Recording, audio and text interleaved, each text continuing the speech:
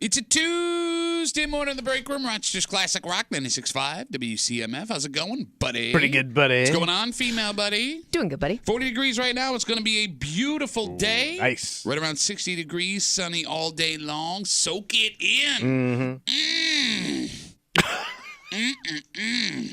All right.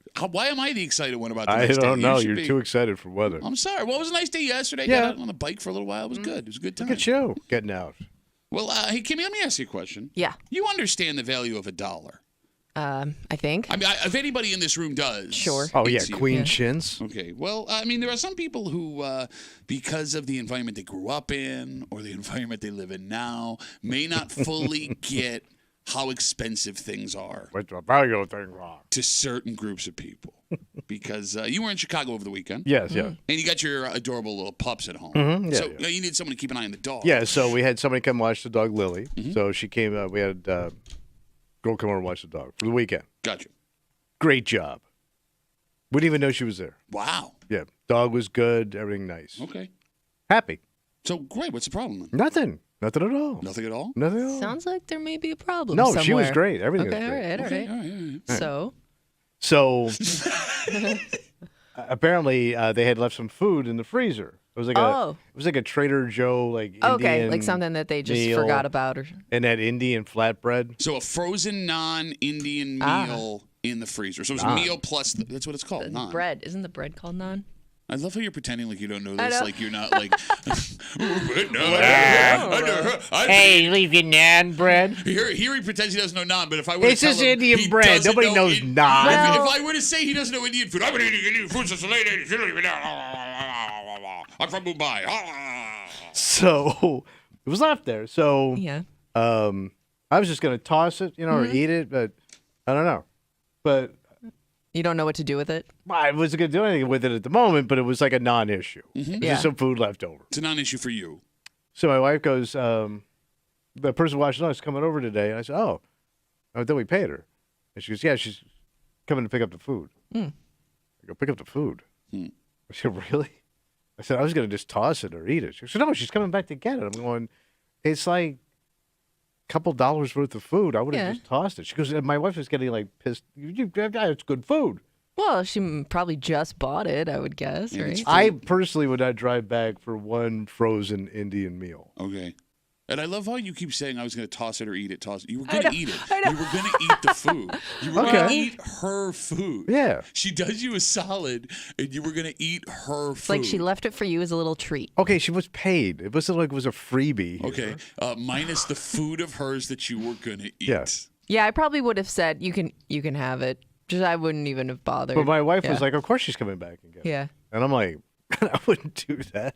All right, Kimmy. I would have just said, I wouldn't even have thought about it, to tell you Yeah. the truth. All right. Can you give me an age for this woman? When you're around? 30. Okay. All right. So, Kimmy, now in the situation you're in, 2 incomes, married, Yeah, I yeah. get leaving that food behind. Yeah. Right. Okay. But I want you to think back to the days maybe before you were married, right? Because, this person is doing side work watching dogs, right? People who are super well off wouldn't do that kind of thing, I would assume.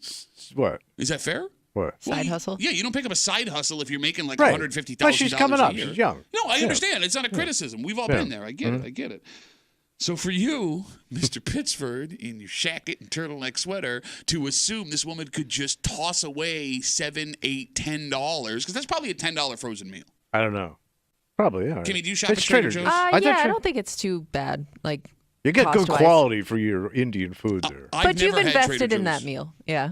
Okay, so, let's say it's But I ain't driving back. And I mean, for $10? for a $10 Indian meal, It's a meal. You keep calling God. it an Indian meal.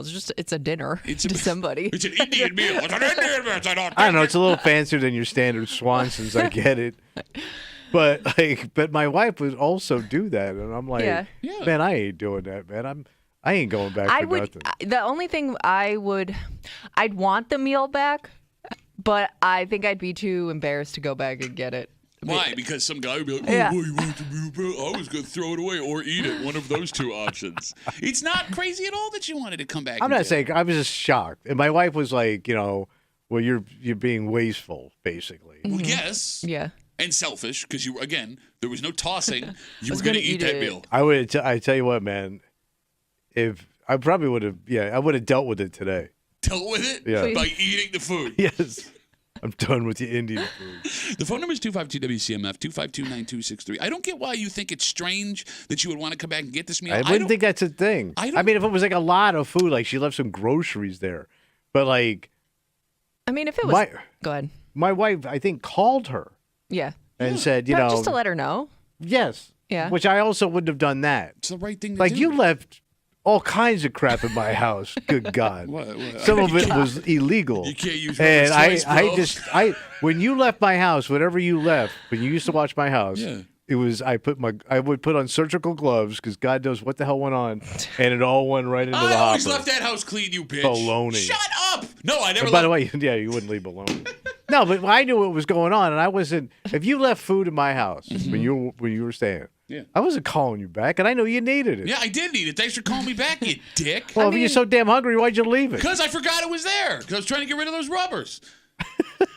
If it was leftovers or something, I probably would have tossed it. I wouldn't have gone back for leftovers because, I mean, you only got, so long on those anyways. But a frozen meal is it's a perfectly intact, brand new meal, essentially. All right. Perfectly intact. Brand new. Fabulous. Frozen. Non-eaten yet. Indian meal. 252-WCMF. The person that was watching Tommy's dog over the weekend, she left a frozen meal in the freezer at Tommy's house while they were in Chicago. Tommy was going to throw it out or eat it. Yeah. One of those two options. I found out yesterday from his wife that she's coming back to get the frozen food because it's a good meal that she spent money on. Tommy's like, $10. So, you said leftovers you wouldn't go back for. When I was living in my apartment, if I had ordered a pizza, gotten too drunk, and was driven home, I would go back the next day for the pizza. Yeah, it's good food. I'll go even further. To this day, mortgage, kids, house, all that stuff. Let's say I went to my sister's house and she made shepherd's pie or something. And the next day she calls me. We got all this extra shepherd's pie. I would drive to my sister's house to get that shepherd's pie. Yes, it's meal. It's free food. I guess I'm not going. As well. Yeah, I'm not going for any relative food at all. Relative food? Yeah, because it's not even that good. It's like relative food. No, it's there's not some relatives that are really good at food. I don't know. No, there's something that each one of my relatives cooks that if they had. Everybody has a specialty. You're gonna drive for it. My brother lives in Greece, and if he had food that I liked, leftovers, I would drive out to Greece to get it and bring it back to Henrietta. Really? Why are you so wasteful? I don't know. I would drive to get some of your mom's pie. I would do that. Yeah. Yeah. That's some good pie. Eat it all up.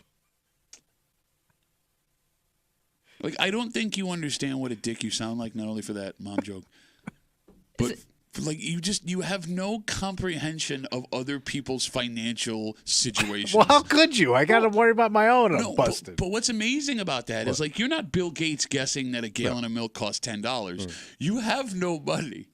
You're not. You are poor. You're a poor person that is living in your wife's house. Yet, that is seeped into your brain. It's like some kind of zombie movie. You're like, I am also a millionaire.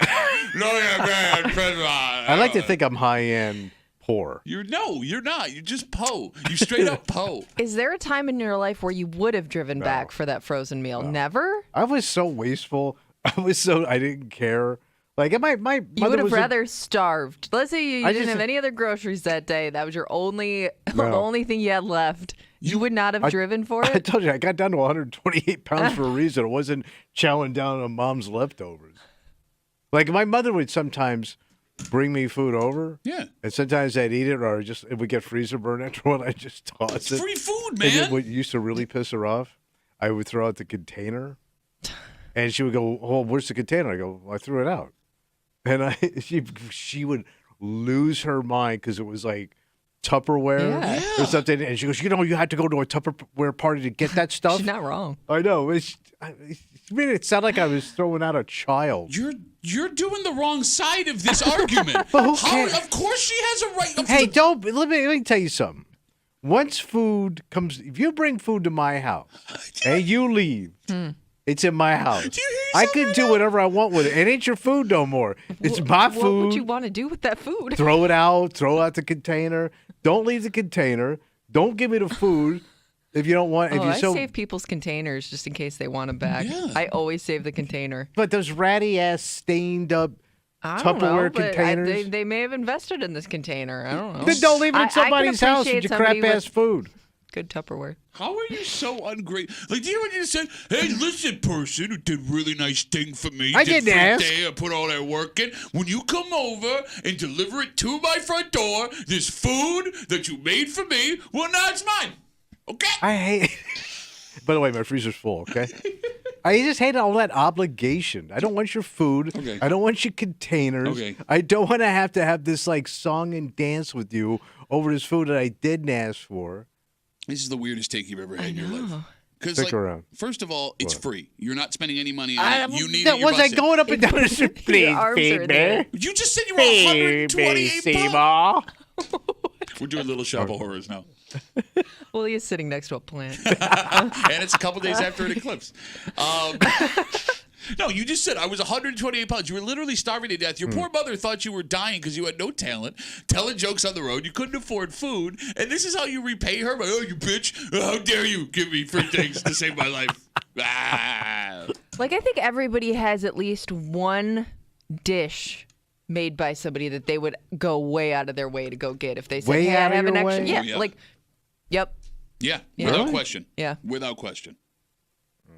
Like, if they said I made too much, have a whole Tupperware full. You're gonna run over there and grab it. Yep. My mother lives in Avon, and there's, like I told you, there's these potato dumplings that my great grandmother used to make. Yeah. That my wife will not make for me, and I don't know why, and it's caused a problem in our marriage. It's my favorite food of all time. If my mother had those, I would drive to Avon, get them, and drive home. Really? They're just potatoes. No, there's a special way to make the And that's dumpling. some poor ass Irish potatoes. Yeah, so what? It's And sometimes it's the most simple things. Like, I would go, my husband's grandma makes an amazing pasta salad. Don't know what I is ain't so different touching about any it. grandpa made Nope, anything. this is- his gnarly ass. I said grandma, first grimy of all. knuckles in that pasta. That's how you gotta really get to the bottom of it. You stir it all up. It kind of settles No, after a while. Why does he talk like I that? don't know. I don't know. I'm making the pasta I also salad. don't know what you're doing with your I'm hands. making the pasta with my hands. Now you're doing Schwarzenegger. I would. I'm making your pasta. Get to the chopper. No, we're driving to get that pasta I ain't salad. touching no grandpa nothing. I said grandma. Oh, I thought you said grandpa. She said I said grandma 3 times while you were doing the impression with the hands. You're talking like this. Even grandma's It's not gnarly a old tumor. knuckle hands. No, grandmas probably have that special recipe because they probably nobody in the family probably took it It's over. pasta salad? Well, I'm just talking about in general. It's pasta salad. It's pasta salad. All right. Just don't ever do anything nice for Tommy. You watch his house. He tries I'm to eat fine with that. You watch his house. He tries to eat your food. I'm gonna throw it all away. You make him food. He throws your Tupperware away and then calls you a bitch right to your face afterwards. You're a bad person, and I love you. All right, you're welcome. We have a dynamite. How dare you try to save my life kind of break room for you this morning here on CMF. It's Tuesday. You know what that means. Oh, what was that new segment we're doing? What's that called? Where we put that Tupperware in the neighborhood. Kimmy's got her neighborhood post. You guys have been sending her. She's removed street names and town references. She's going to read it out loud. You, me, everybody that can hear us. We're going to listen. You have to listen. And because we know every stereotype about every town, village, neighborhood in the greater Rochester area, we're going to figure out where they whining. Okay. We're going to do it just after 9 o'clock. Set your phone alarm. Come on back or stay with us all day. Enjoy Come on, Tupperware man. talk. Like, yeah. Or throw it out. Also, just after 7 o'clock, at some point you have to trust your children if you're raising kids. Yeah. But this week, it's become very apparent that there is a difference between mom trust and dad Oh, trust. Papa Trust? Yes, because one of those parents is more apt to trust their children to do things that take a massive amount of responsibility. Oh. And boy, has it gotten tense in the Duffy house. Oh, wow. We'll get to it just after 7 o'clock here at the break room at CMF, plus a whole bunch more. But first, Tommy. Yeah. You know, most of the time when we tell you a news story here, you can determine the age of the subject of a crime almost immediately. Yeah. This is going to be one of those curveball stories. Oh. Because we have a young man arrested for what is almost, Kimmy, 100% of the time, an old man crime. Yeah. And we'll tell you the story next here in the break room on 96.5 WCMF.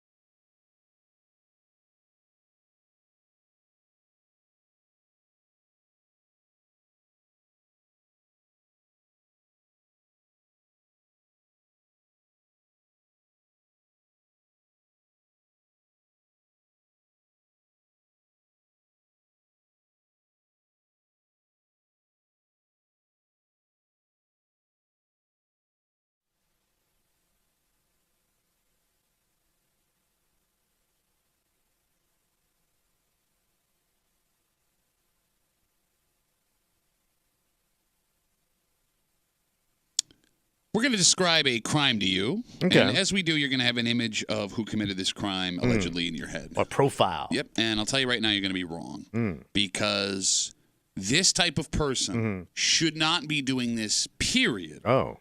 But especially this in this type of area. Okay. You're hanging out in the break room, Rochester's Classic Rock 96.5, WCMF. Just after 6:45, it's not your imagination. Winter is getting milder in the greater Rochester area. Nice. Well, see, that's just it. What? I mean, it sounds nice until you really sit down and think about what this means for all of us. Nice weather. We'll get into it just after 6:45 here in the break room on CMF. Story coming out of Steuben County. What happened? On Friday, police arrested a man for threatening someone at a government building. All right. Now, we don't know what government building. We don't know what the alleged threat was. All we know is that this man, quote, threatened someone with violence inside a government building. He was charged with making a terroristic threat. He has a court date coming up. So, Tommy, if I tell you out in Steuben County, you know, kind of the country area, you have a man walking into a government building and making a threat, tell me who this man is in your head. 55-plus man. Okay. Older gent. Okay. And, you know, things have changed in this county. And I don't like it. Okay. The 19-year-old 19? man What's he bitching about? has a court date coming You don't up. even own nothing. Like, you shouldn't be bitching at any government building until you own something. Okay. Or I was even thinking, like, did you even care about what your local government was doing at 18, 19 years old? Did you even know what they did at 18, 19 years old? And I couldn't have found their goddamn building to save me. Now, this is a good point. I would have had no idea where any of the government building was as a teenager. Now, look, I'm with you. The story is a head-scratcher because the age does not fit the allegation. 99.9% of the time, someone who threatens someone in a government building is a man taking baby aspirin for heart health, right? And he needs to pull his britches up. Like, I'm racking my brain since Kimmy found this story yesterday. What could be happening inside a government building that would cause a 19-year-old to allegedly act this way? And, you know, you said, the way you brought it up, it's someone going down to a government building to make a complaint. There are government buildings you would go to take care of business. For example, is a DMV a government building? Yeah, I guess so. Okay, so that would... But usually they would say that, though. Yeah. Okay, even if it's like, I don't know, like what else could a 19-year-old be? Does he have benefits that he gets or something like that at 19 years old? That would be like Social Security? Maybe, like or, you know, unemployment Disability? or something like that. Oh, unemployment. That could be one. At 19, though? Yeah, I mean, who's do you know unemployed at 19? Well, I mean, there are lots of people unemployed at 19. I just didn't think 19-year-olds collected unemployment. Right. Yeah, because it doesn't say, like, in the story that he has any priors or anything like that. Nothing like that? Which would be another reason why maybe you would deal with some type of government building. I mean, heck, he could. I mean, it's possible he's on parole or probation or something like that. That could be a reason to go down there, which but would you would also think fit. it would say. You're right. I mean, look, we can believe that doesn't exist. You're right. Normally it says it, but it doesn't rule it out. Sometimes it doesn't say it in the story. You're just too damn young to be that damn upset. Is there something you could think of at 19 that would have you go down to a government building and raise hell? No. I can't think of a single thing. 252. I didn't care. 252 WCMF 252-9263. Well, it's like we talked about yesterday in that break about the shoplifters selling things on Amazon and people buying them at a discount, not knowing they're supporting the shoplifters that they despise so much. I mean, we all care about ourselves. So you would think if the allegations are true, this would have to be something deeply personal to someone of that age to come down and act the way they're allegedly acting. Unless he was doing it for a family member or something. Well, that would be personal. Okay. Yeah. Right, Yeah. My grandpa came down with a message. He's 55 years old, and this town ain't what it used to be. Although I got to be honest with you, as we talk about this 19-year-old accused of threatening someone in a government building, the details of the story on 13 Wham, it doesn't say he threatened a government official or anyone who works inside the building. So what did he threaten? It says he threatened a general threat? It says he threatened someone inside of a government building. But not So maybe it didn't have anything to do with, a government service. Maybe it was just a personal conflict. Okay, but then how would it go from 0 to 60 where you're accused of making a terroristic threat to a stranger you just bumped into inside a government building? It's quite a hothead move. Would that make more sense, though? No. I don't know. Unless you're waiting for something and you feel like somebody cut you in line because you could. Depending on what he was doing, you could be waiting a long time.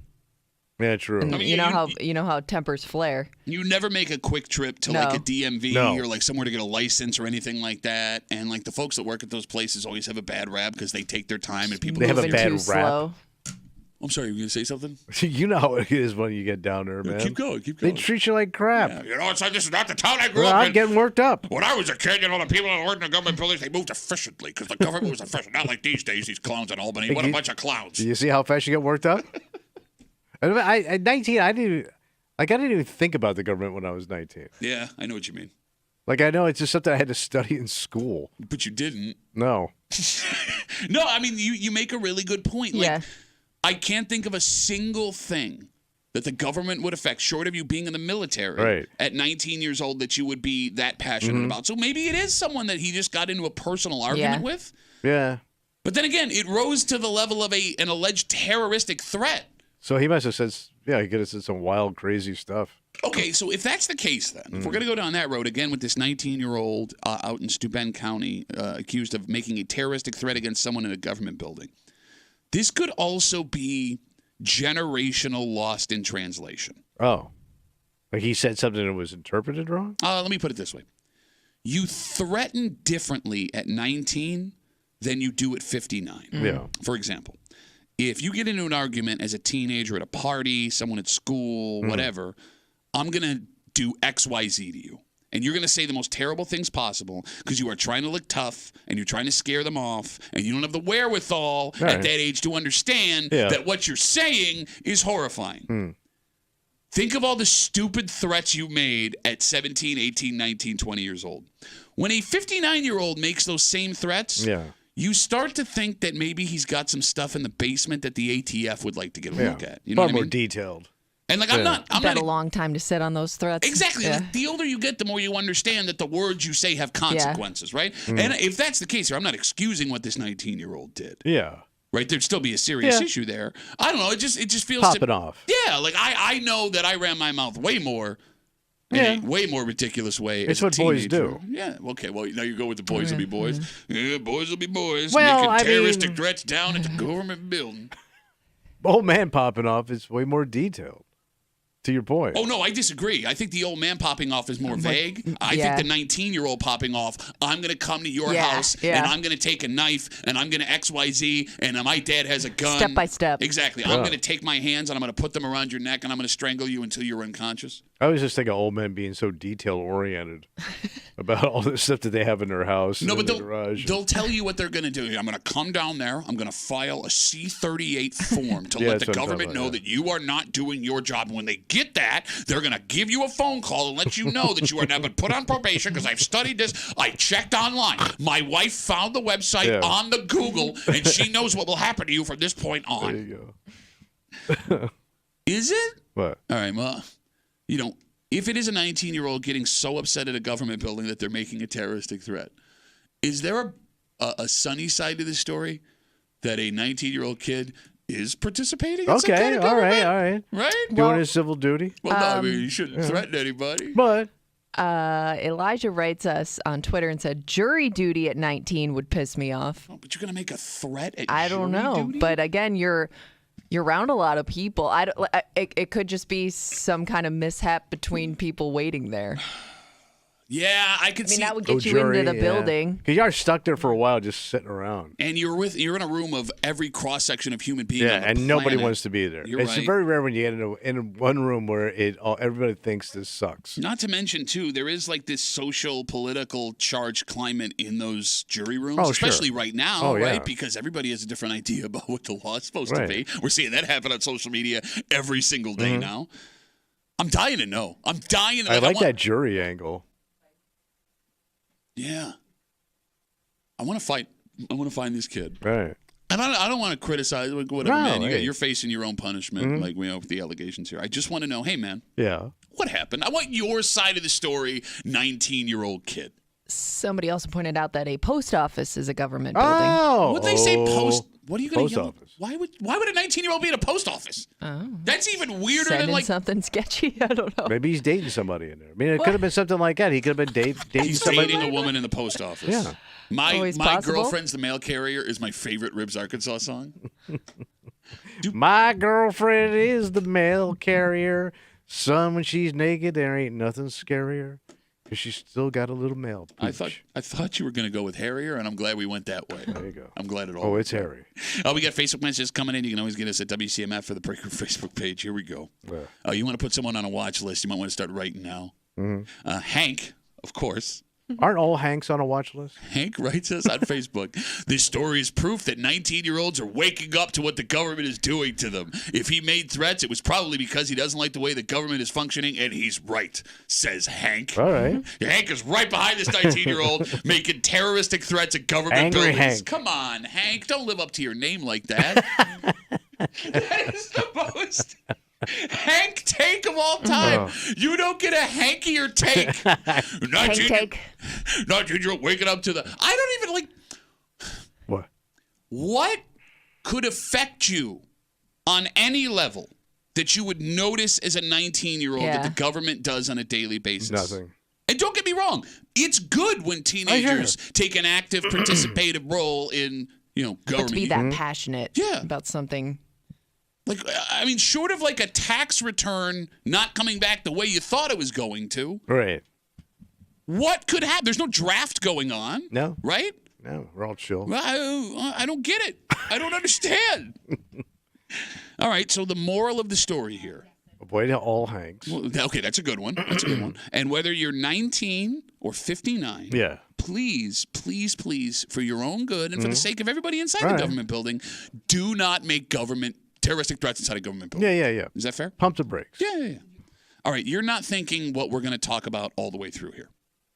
I don't even know what we're going to talk about. Well, no, I just told you what we're going to talk about. News 8 put out a story yesterday, and it's not your imagination. The winters in Rochester are not what they used to be. Yeah. And people like you, who weren't thinking all the way through. What's to think about? Well, they saw this story. Like, great. This means there's going to be even less snow, which is possible. Which is less to think about. If this is true, it will have devastating effects. What devastating? In the greater Rochester area. What, nice? We'll get into it next here in the Break Room on 96.5 WCMF.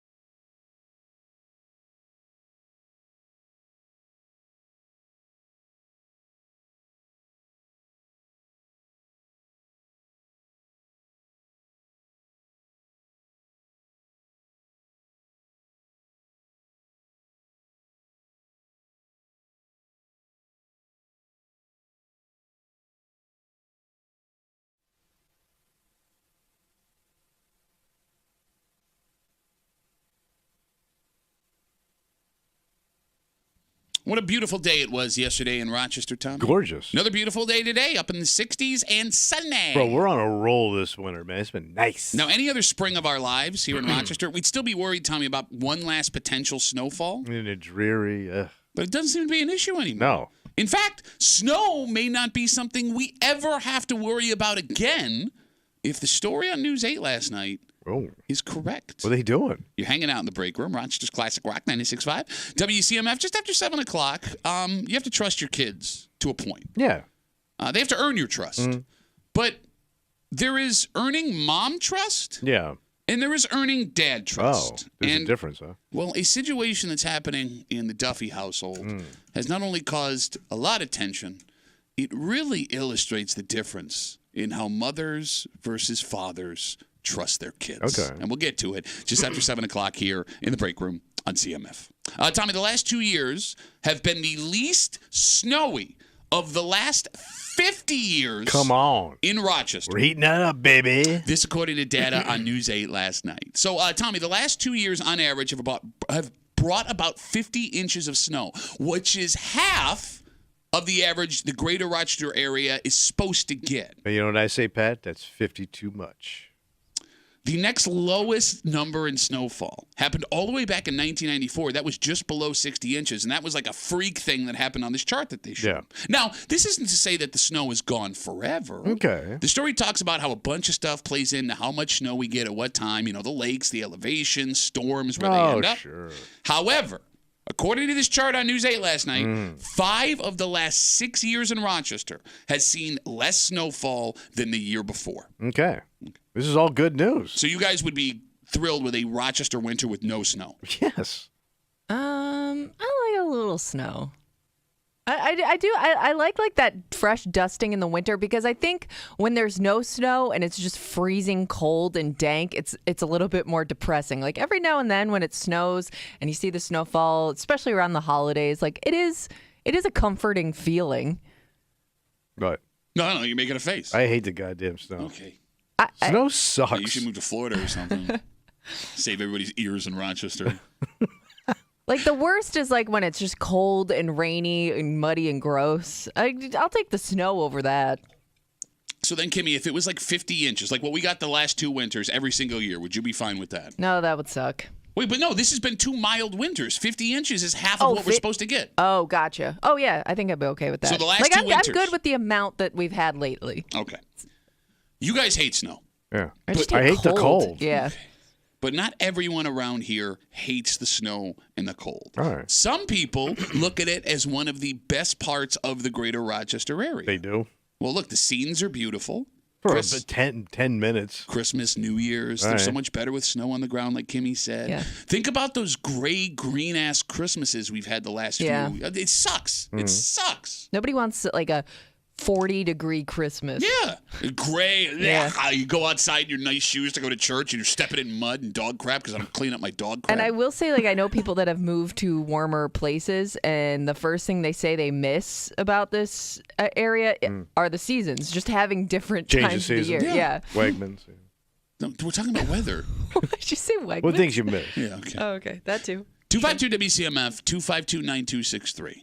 Could you handle a Rochester with no snow? Because you're so short-sighted here that you're not thinking about how devastating no snow would be for Rochester forever. What's devastating? There's a lot of industries revolve around The it. industries will change. You'll get more warm weather industry. Yeah, like for example, give me one. Water skiing.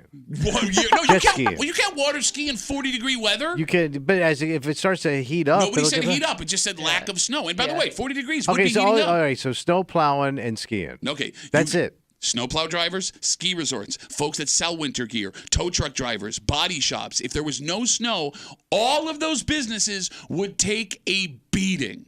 More people than you think make money and make their living. But they would find other things to do. I love idiots like you. Drive something else. Go work at McDonald's instead of having your own business. Drive the truck. Do something else with the truck. What else could you do with the truck other Deliver than plow things. snow? I don't know.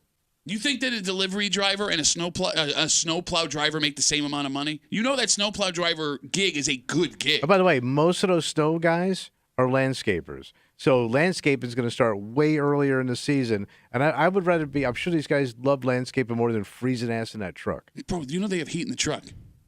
You think those guys like being out busting their backs doing landscaping instead of sitting in a warm truck plowing snow? Working out. Are you kidding me right now? Bro, like seriously, if snow disappeared tomorrow, it would ruin the economy of Rochester. Ruin the entire 100%. The snow economy. It would. There is a massive snow economy. And by the way, we're not even thinking of 5 or 10 other businesses that rely solely on snow. People who make roof rakes, they'd be out of business. People in China, the China roof rake. China roof rake company would be gone. Chin, the roof raking guy. It's done. It's over. He's out. I mean, think about all those people that sell those wooden posts to mark off your grass so the plow doesn't hit your grass. The plow pole. Yeah, there you go. Plow Those people, out of business. Right. No more of that stuff.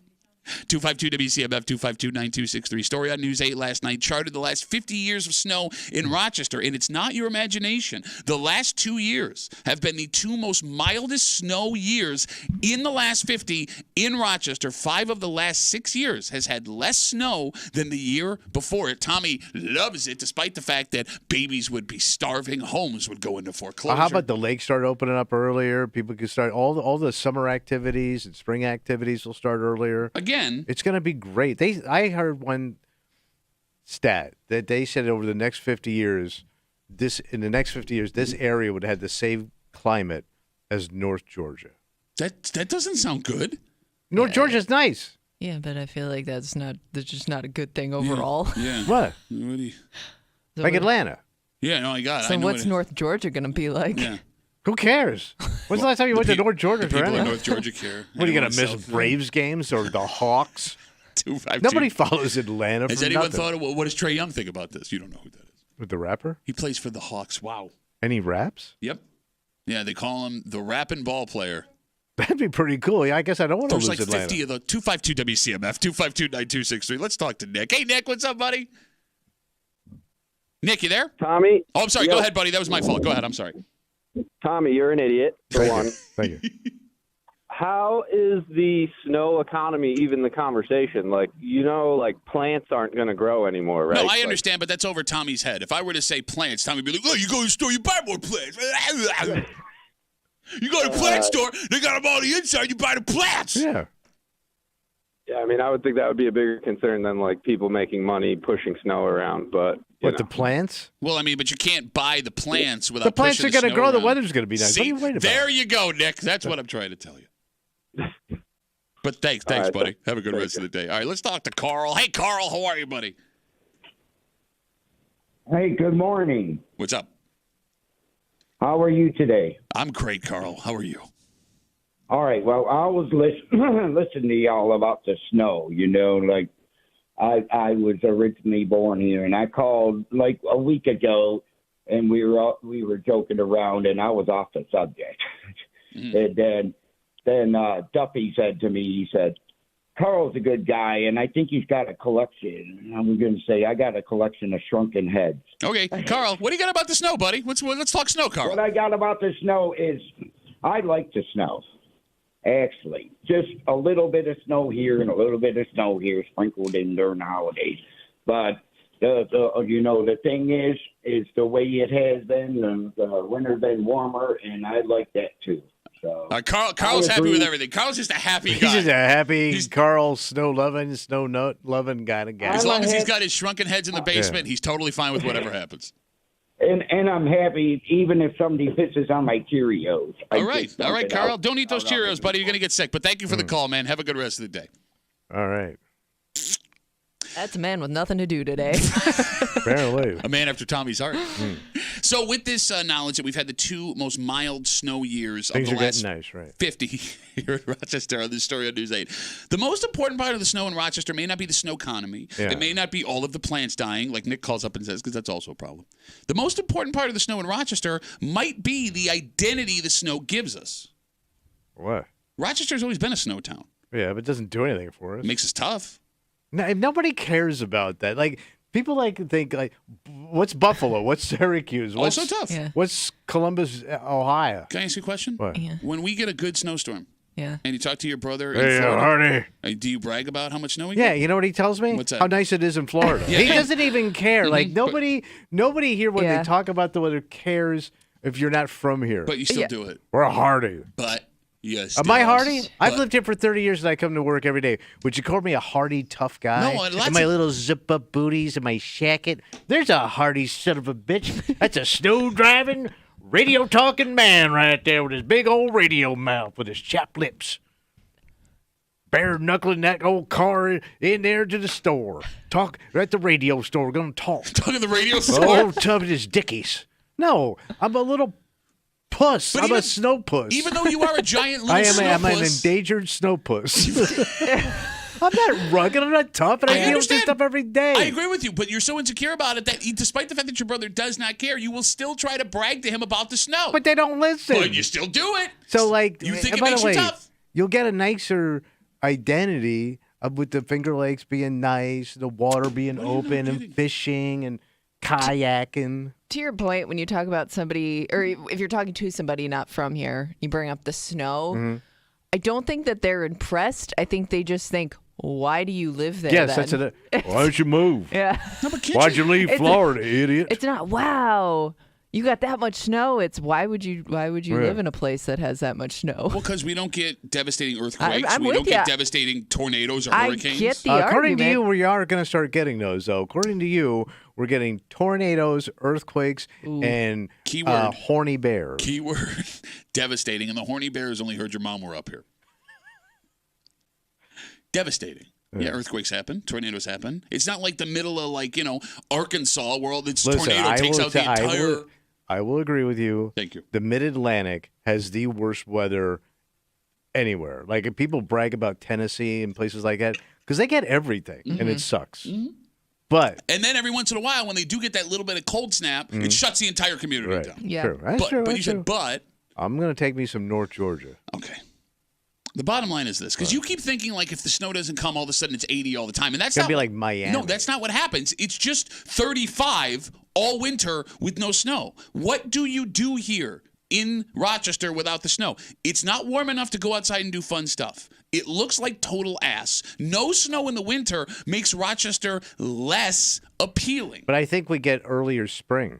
Based on what? The fact that it's getting warmer. So, like, I think spring's going to show up early. Because sometimes the crappy weather hangs around through May. Oh. Like, I would take less snow if everything was done by April. Like, once April hits and it's 70. Yeah. Oh, no. What do you want? Oh, no. But by the way, you don't even do anything outside. What are you talking about? I play hockey outside. I shovel but you my do that in the driveway. When's the summer, last too. time you played pond hockey? Well, 2 years ago when the ponds froze. They didn't freeze the last So 2 you're years. a regular. Back in the day, you were on the ponds almost. Oh, back in the weekly. day, yeah. The park across from Highland Hospital there in the city. Yeah, It's got a skating pond. I used to be there every day. Well, not every day, but I would play pretty regularly. I couldn't afford rink time when I was in my late teens, early 20s. You know how expensive By the way, that you were is? too fat for that ice.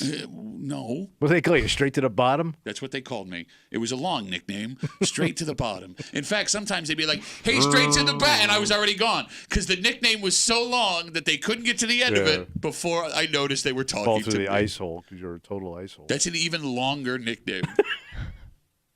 Look, the number one reason you don't want snow to disappear, you The don't. environment. No. Well, yes, but I know you're not going to listen to that argument.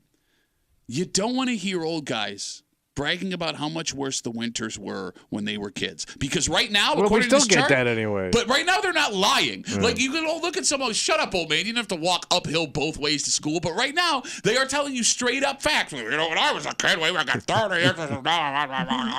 The more mild the winters get, the more you have to hear, back in my day, blah, blah, blah, and it is the worst. Don't you think you get that no matter what? Yeah, Yes. but I don't have to listen to your rambling. Right now, they're telling the truth. Yeah. Right now, they're telling the truth. Appreciate the snow. To have the good, you must have the bad. To appreciate the light, you must embrace the darkness. Well, what about nice areas? They appreciate everything. No, they Like don't. the tropics. Those people all look happy. Yeah, no, I hear you. They're Until a all mosquito waving and kills you. smiling every time we drop food off.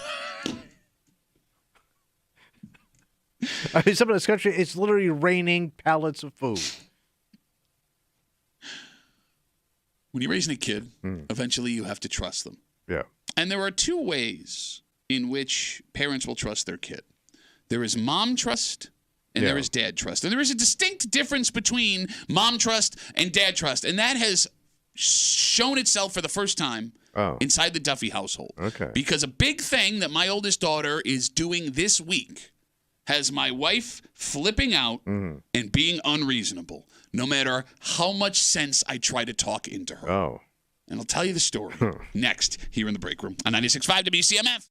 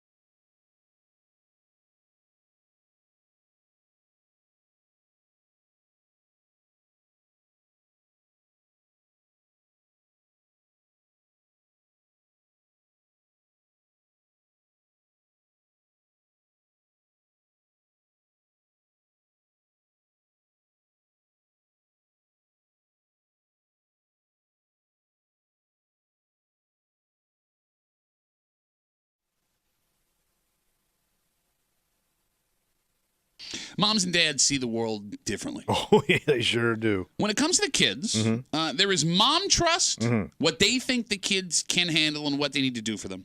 And then there is dad trust.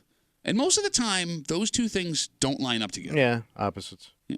It's reared its ugly head in the Duffy household because my wife trusts my oldest to be able to handle right now this thing that is something, as her dad, I am confident is going to bite us in the ass not too far down the road. What happened? You're hanging out in the break room. Rochester's Classic Rock 96.5. WCMF. You should always catch Jolene. Jolene, don't take my music away. Every weekday, 10 to 3 right after us because, she's great at what she does. But this week especially. What she got going on? She's got the Aerosmith code word of the day. Ooh, that's a big show. That's right. February 26, 2025 at the KeyBank Center. It's their final tour. And as of now, it's the last show they're ever doing as a band. So you'll see Aerosmith for the last time walk off stage. As far as we know, it is the last show scheduled. She will have your Aerosmith code word of the day. You get that code word. You go to WCMF.com, enter for your chance to win a pair of tickets to see Aerosmith and the Black Crowes at the KeyBank Center. Tickets are on sale right now at Ticketmaster.com. Just after 7:30-ish. Yeah. People love to brag about the old crimes of Rochester, the mob scene especially. Oh, yeah. It's weird how people obsess about these kind of things. But romanticize. There's a man who did some time for a very notorious crime in Rochester. Oh, yeah. And he's paid his debt. It's cool to romanticize about him back in the day. Is it still romantic if that guy moves in next door? Oh. We'll get to it just after 7:30 here in the break room on CMF. So very exciting times for the Duffys. Yeah, what happened? So my oldest, she's 13. Tomorrow, she leaves on a class trip to Washington, D.C. Oh, yeah, that's like a big one. Yep, Yeah. school takes them. Oh, yeah. Very cool, bunch of 13-year-olds. I'm really happy she gets to experience this. All the independence. But it's very adult. Yeah, you like a hotel, travel. Yeah. Yep, you're eating with all your friends in restaurants and things like that. It's cool. So my daughter is super excited. Oh, yeah. I am super excited for her. I'm a little bit jealous. My wife is a nervous wreck. She just thinks, okay. Sending her off Yeah. on her own for the first time. That's a Really. big I mean, move. not that she's on her own, Yeah, no, but there's going to be 30 adults, but Yeah. you don't But want it's her still around. a big move. Yeah, I hear you sitting on a bus. I don't know. Oh, yeah, with adults Straight up. everywhere. Did you ever go? No. Yeah, me neither. Because you had to be smart. Never made the cut. So my wife's got big time mama bear energy, which Okay. I love about her. Right. I love it. But it's coming out in over preparing our oldest for this trip. And one thing she did, oh my God. She got her passport, right? Her Don't- TSA card. If she hears this, my daughter will be going with her passport.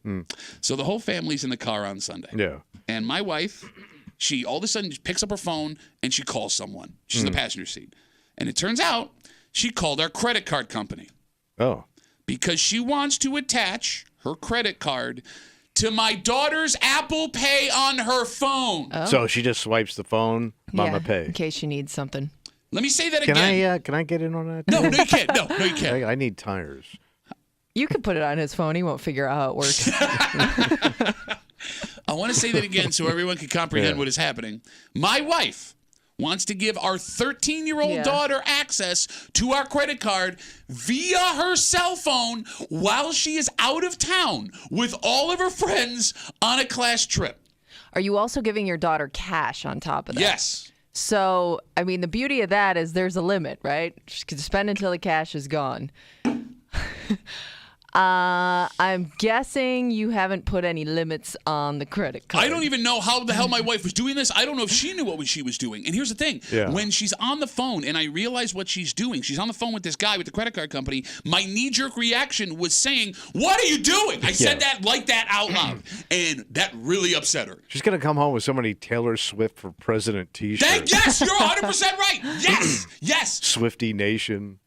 So I knee-jerk and go, "What are you doing?" Yeah. She's really upset, and now we're having this discussion in the car with the kids in the back. And my wife tells me she wants our daughter to have this credit card in case of emergency on the trip. God forbid something happens, our daughter doesn't have money. Yeah, but you could get money. I mean, you can pay for anything anywhere now. Like, she doesn't even need, she got into trouble, like where she needed money. Yeah. You could square that away with somebody immediately. I could Venmo them if That's what I'm saying. Yes, like, absolutely. you could direct, you Yeah. could do, Right. send me, email me. You don't need it. And past that point. Look, I understand my wife's concern, right? Yeah. God forbid she's broke and doesn't have money. Emergency. You can't emergency. do this, bro. So I go, okay, no, I get you, and we'll get there. So I look at my wife in the car and I go, listen, Fine argument. Give me a single example of how having a credit card on her phone could help her out of a jam. Because if she gets separated, what is she going to do? Buy a 3-course meal in Georgetown while she waits for the police? You don't have an Uber app. You can't call for an Uber. You would dial 911. Meanwhile, you know my oldest. You guys know my oldest. She's got to shop. Okay. I love my daughter. She's half you. Bingo. She gets everything she can, every way she can. And as I'm having this conversation with my wife, I move my rearview mirror down to look at her face, and she has this Grinch smile. She knows. Gotta be. And even if my daughter doesn't rip us off for all our money, she could lose that phone. Yes. Yeah. Which kids do all the time. And now someone 6 states away has my credit card. Maybe they would spend less. I'm not off here, right? No, do not do this. Let me tell you a little story about a little kid that went to military school that they had. So, yeah, when I went to military school, you had to buy all your clothes there. Okay. If you weren't in uniform, you had to be in a suit. So I got something on a suit. I went and spent in 1973 at the campus store where I was going to school, $400. Holy crap! On In what? 1972. Just on clothes? Just on clothes and stuff. Man, you were the same little bitch back then, Yes, too. I was. And by the way, they had a tailor. So when you got this stuff, you had to stand there, like on the thing with the pins and all that stuff. And This stuff. is making so much sense to me now. So I remember I had 4 tailored suits. At 12? At 12 years old, for school, because they're all school issued stuff, right? It was either gray or black. So I was either going to be an Italian maitre d' or a mortician. And my old man got the bill and flipped out. Man. Oh, so you could just go and ask for it, and they would charge your my dad. Okay. There wasn't even any limit to it. Bro, that's like $2,000-$3,000 What with made you get inflation. I was like, I was in Adrian Jules as a 12-year-old get my suits done. What made you get 4 at 12? Because I just said, well, because my thinking was I don't want to wash them and they get dirty. I'm a kid. Yeah. So, yeah, I should probably get 4 of them because I had one. So that was 5 days a week. I can't imagine. But I even got the belt, the tie, the stuff I didn't even need to replace. I already had all that stuff. I was a sharp 12-year-old. And that's my fear, right? Because there's a responsibility you have to possess a credit card. By the way, a responsibility I didn't have when I was legally allowed to have a credit card. Yeah. I had a single credit card when I turned 18. I had it for 3 months, the massive credit limit of $300, and I had it taken away from me. Yeah. I don't trust. I love my daughter. She's not old enough to understand. Especially in a place like D.C.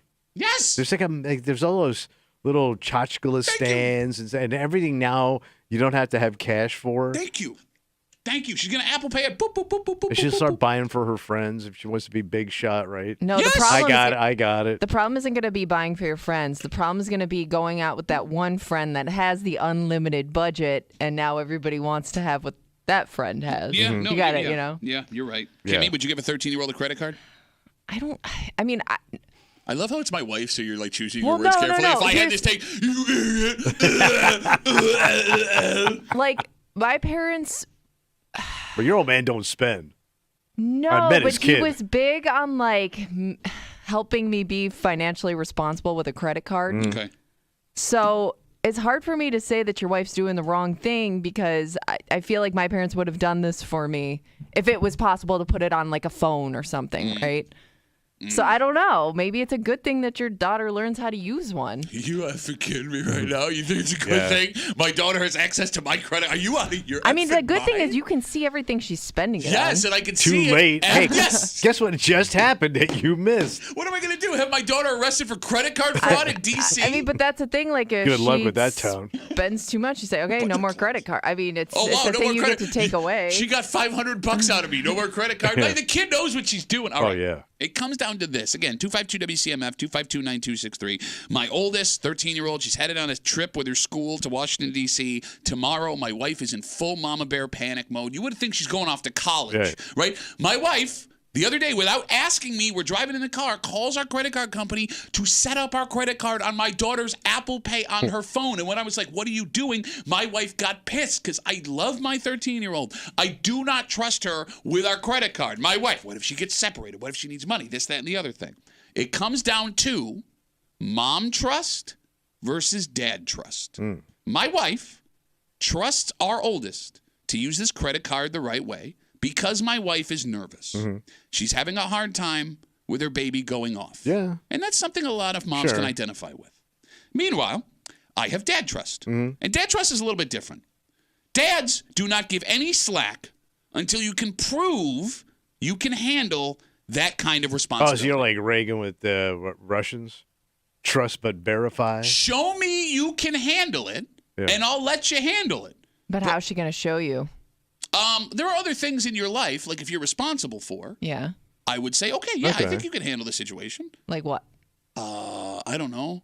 Making sure your retainer's in. If you can't remember your retainer, I'm a little nervous. You're going to leave your phone behind in D.C., and now someone's got my credit card. You can kind of figure out, though, with anybody, really, like who's a spender and who's a saver. Okay. Right? Well, every 13-year-old's a spender, though. No, but I like you don't come across as a spender to me. Like you're not lavish. No.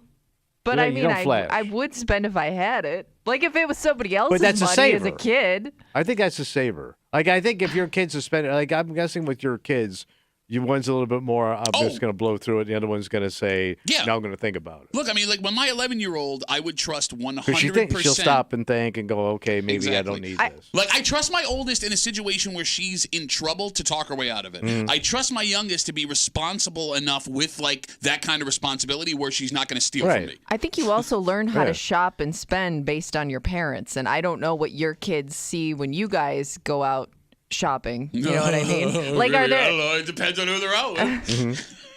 Oh, you don't spend? No. What do I spend on? I get 2 salads a day. That's what I get. And?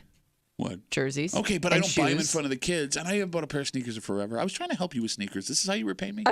I'm just saying, like, I think that is also where they learn it from. Well, if mom shops here or dad shops here all the time, like, why would it be out of the ordinary for me to buy something? Well, then that's a big problem. That's a big problem then, now that she has access. By the way, my wife did it. It's done. It's already done. There's no going back. I just laid down. I mean, I'm not all right, fight if the ship has sailed, then let's just see how she does. Because, I mean, if let's say she comes back clean, no problems with the credit card. You start trusting her? Yeah. I mean, that was a big test. Yeah. You're right. If she gets like an A+ on the card, all right, so do you let her go? Okay. I mean, you gotta say, okay, she passed the test. All right, so here's my biggest fear. Because my 13-year-old. Or is she playing the long game? That's it. She's very smart. She's a very smart Big kid. ticket item coming up. That's just it. I could see my 13-year-old going this weekend and being like, see, I didn't do it. My wife not disconnecting the credit card. And then all of a sudden, 3 months from now, she's at the mall with her friends and boop. $300 something. Whoa. Like if you dollar cost average it over the 2 trips, Shut up. it's only $1.50 a trip. See, like going back to mom trust versus dad trust, where moms are willing to completely trust their children, where dads trust but verify. I need you to prove it to me. Was your mother more trusting than your father when you were a kid, Kimmy?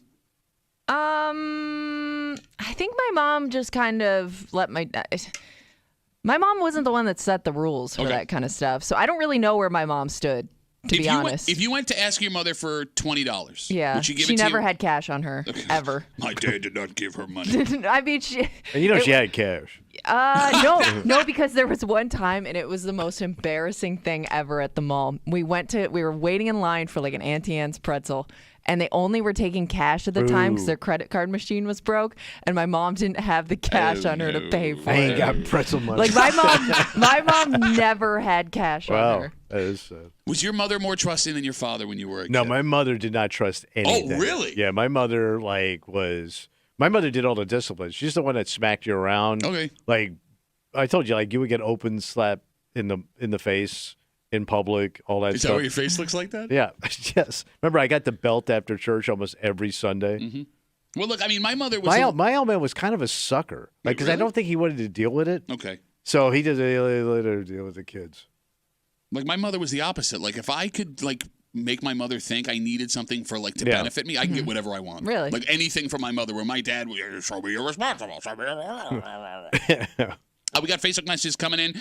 You can always get us at WCMF for the Break Room Facebook page again. My wife is very nervous. My daughter going to D.C. on a class trip tomorrow through Friday. You think she's going off to college? I'm thrilled for her. Oh, but I am like too. all the stuff my wife has like gone out and gotten her, she attached our credit card to her phone. Her Apple Pay has our credit card on it. I do not think this is a good idea. Janelle writes us on Facebook. Duffy sounds like an old man. Lots of teenage kids have credit cards now in case of emergency. This isn't even her own card, so stop being old school. Your wife is right. What? 13, 14, 15-year-old kids have a credit card right now. I guess more than I thought, because I didn't think any did. You just go and pay stuff. I've never heard of that. Well, is it more common, though, just because people don't deal in cash as much, So maybe it is more common to be connected to your parents' credit card. A credit card. People are giving their children access to their own credit card? $7 Frappuccino at Starbucks? Bro, I don't think so. Seriously? Yeah. She's back. Hey, round of Frappuccinos to the house. I know her. Buying. I know her. Oh, God. She's going to buy lunch for everybody. She's going to go to D.C. and buy lunch for everybody. Can you imagine what a lunch costs in D.C.? I'll tell you what. I'll let you know when she gets back. Well, do they provide their meals? Like, would she have to buy lunch for herself? So, like, they stop on the way down where you have to, like, there's one place where you have to, buy your own. Oh, gotcha. No, and it's, like, the first day, too. You're going to be tracking her like a storm. We're going down the coast like the Weather Channel. Chrissy tweets at us. You can get us at WCMF Break Room on Twitter. Don't worry, Pat. The only thing your daughters are going to splurge on is the out-of-town Wegmans. She can buy all the sushi and cake she wants. That's exactly what's going to happen. Oh, sure. I'm telling you, bro. She's going to buy all the little coffee drinks. She's going to buy all the snacks. Oh, jeez. Yeah. How does my wife not see this? How does she not see this? Well, she's trusting. Why? I don't know. Why? Like, no, I mean, I don't mean to sound like a dick. No, I know. I don't mean to sound like a dick. I love my Because she kid. grew up poor. Yeah, so both of us did. Almost as poor as you. Almost. Well, she grew up in a trailer. Bro, that would have been such an upgrade for you, that trailer in Delaware. Can I do a quick side story? Yeah. So her mother, when I met her mother for the first time, went down to Delaware. My wife is from Delaware. She grew up in a trailer park. I had an idea of what the trailer was going to look like. And it was the first time in my life I felt better about my background than like someone else I knew. Was that rough? No, we go down there. It was like the Taj Mahal of trailers. Oh, it's nice. I walked in and I was depressed. Yeah. Like you grew up in a trailer park and your childhood was somehow better than mine. 252 WCMF. Let's talk to Sandy. Hey, Sandy, what's going on? Hi. About the topic, absolutely not. Thank you. Thank you. You got any kids, Sandy? I do. She's 11 right now, so hells no. Okay, so your kid would have lack of responsibility with the card as well. Oh my God, she'd be like buying everything and anything, apps on phones, games, stuff for her friends. Oh, I didn't even think about the apps. She could buy stuff online too. God. Oh, she can? Well, yeah, it's Apple Pay. Yeah. Oh my God, I gotta call my wife. I mean, it really depends because you got to know your kid. Mine is very mature, being 11. But if anything, I would get her like a prepaid thing and I would upload money on it for her. I would not give her my credit card or have any link to our bank account whatsoever. Okay. I'm so good. I'm the perfect mom. I have links to the credit card with credit limit. Yeah, but wait, because I'm just so cool. It's a weird side-by-side because you're like, my kid's great. I trust my kid, but I don't trust my kid. That's kind of your argument here, With Sandy. limits, I trust my child. No, I would not because like she asks for stuff on Apple Pay and everything and wants me to buy her stuff. So she would definitely, I think she put most of her money in her account for her lunch to buy ice cream and splurge on stuff that she should not and lied about it and hid it, but ended up blowing money. So my kid is like food motivated. Yep, I get that. She'd blow through it. Well, no, Sandy, thanks for the call. I appreciate it. And that's the other thing. That's a new word I've never heard before. Did she say food motivated? You've never heard food motivated before? No. Oh, it's been a thing for a while. I mean, all right. No, like my daughter did exactly what she just described. When my daughter got into middle school, they have like a credit thing for lunch. At the cafeteria. No cash. She started buying all that stuff on credit. And, Snack line. And she lied to us. But it's all good snacks. Well, yeah, of course. Oh, yeah. But she lied to us, and like we can see exactly what you ordered on a daily basis. So I would let her like let the rope out, let the rope out, let the rope out, and then like boom. 252 WCMF. We'll take one more call. Trish has got the last word on CMF. Hey, Trish, how are you? How are you? Good. Here's a process. Instead of linking your card to her Apple Pay, why not send her Apple Cash whenever she needs the extra money? Then you have how much money you send in there. You can send her $100, $200 if she needs, but your card's not actually linked to her Apple Pay. Look, that sounds like a great idea. That sounds like a great idea, right? My wife I don't even think we need to do that with her phone. She's going to have plenty of stuff. She's with a group, but it's done, Trisha. It's done. She has the card. It's on her phone. My wife will not listen to reason. It's over with. And they also, now they make certain cards where you could have, like, when you given her own card attached to your account, that if she's overspending or spending on crazy stuff, you could lock the card and she can't use it. All right. Unless she has your... No, I will call the police. On your daughter? I will call the police. Credit card fraud. Trisha, thanks for the call. I appreciate it. I would like to read one more message and then move on from here. Ned writes us, totally screwed. You will end up with 5 FBI sweatshirts of all different colors. And he's right. Okay. It would be funny if she bought you guys gifts with it. With our own money? That's exactly what she's going to do. I got you guys a souvenir. It's a kickback. A bribe. With our own money. All right. Let's take a break. Folks in Rochester, Tommy, for some reason have this love affair with old mafia. Oh, yeah. Right? The old Rochester mob stories back in the 60s, 70s, and 80s. Yeah. And they will tell stories like they were involved in them. They will brag about people that they knew or people that lived in their neighborhood. Yeah. And I never understood that because it's crime. It's terrible stuff. Yeah, but we do romanticize the mob and all that stuff in the movies and everything, right? Well, it turns out that those guys that were the subject of those crimes and the stories that you love to romanticize about, they're back. Hey, the old gang's back? Yeah, they did their dead. In fact, there was one man, an infamous man, who is out on the street as we speak. And the stories are great. Would it be great if he moved next door? Ooh. We'll get into it next here in the break room on 96.5 WCMF.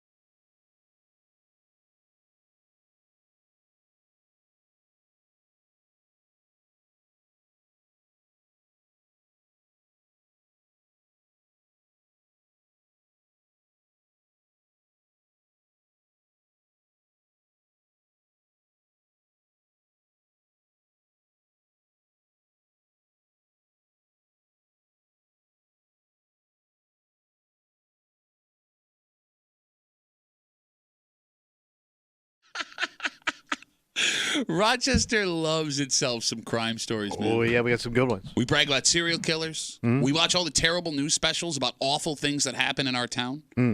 But it seems mob history is what Rochester residents are the most fond of. Well, all those guys that you love to talk about, yeah, they're all starting to come back. Oh, really? They did their time? Yeah. Okay. So the folks that wax nostalgically about this organized crime from back in the day, they're so cool. You'd totally be fine with them if they moved right next door, right? Ooh. You're hanging out in the break room. Rochester's Classic Rock 96.5. WCMF just after 7:45. OJ passed away late last week. Yeah, he missed it on Friday.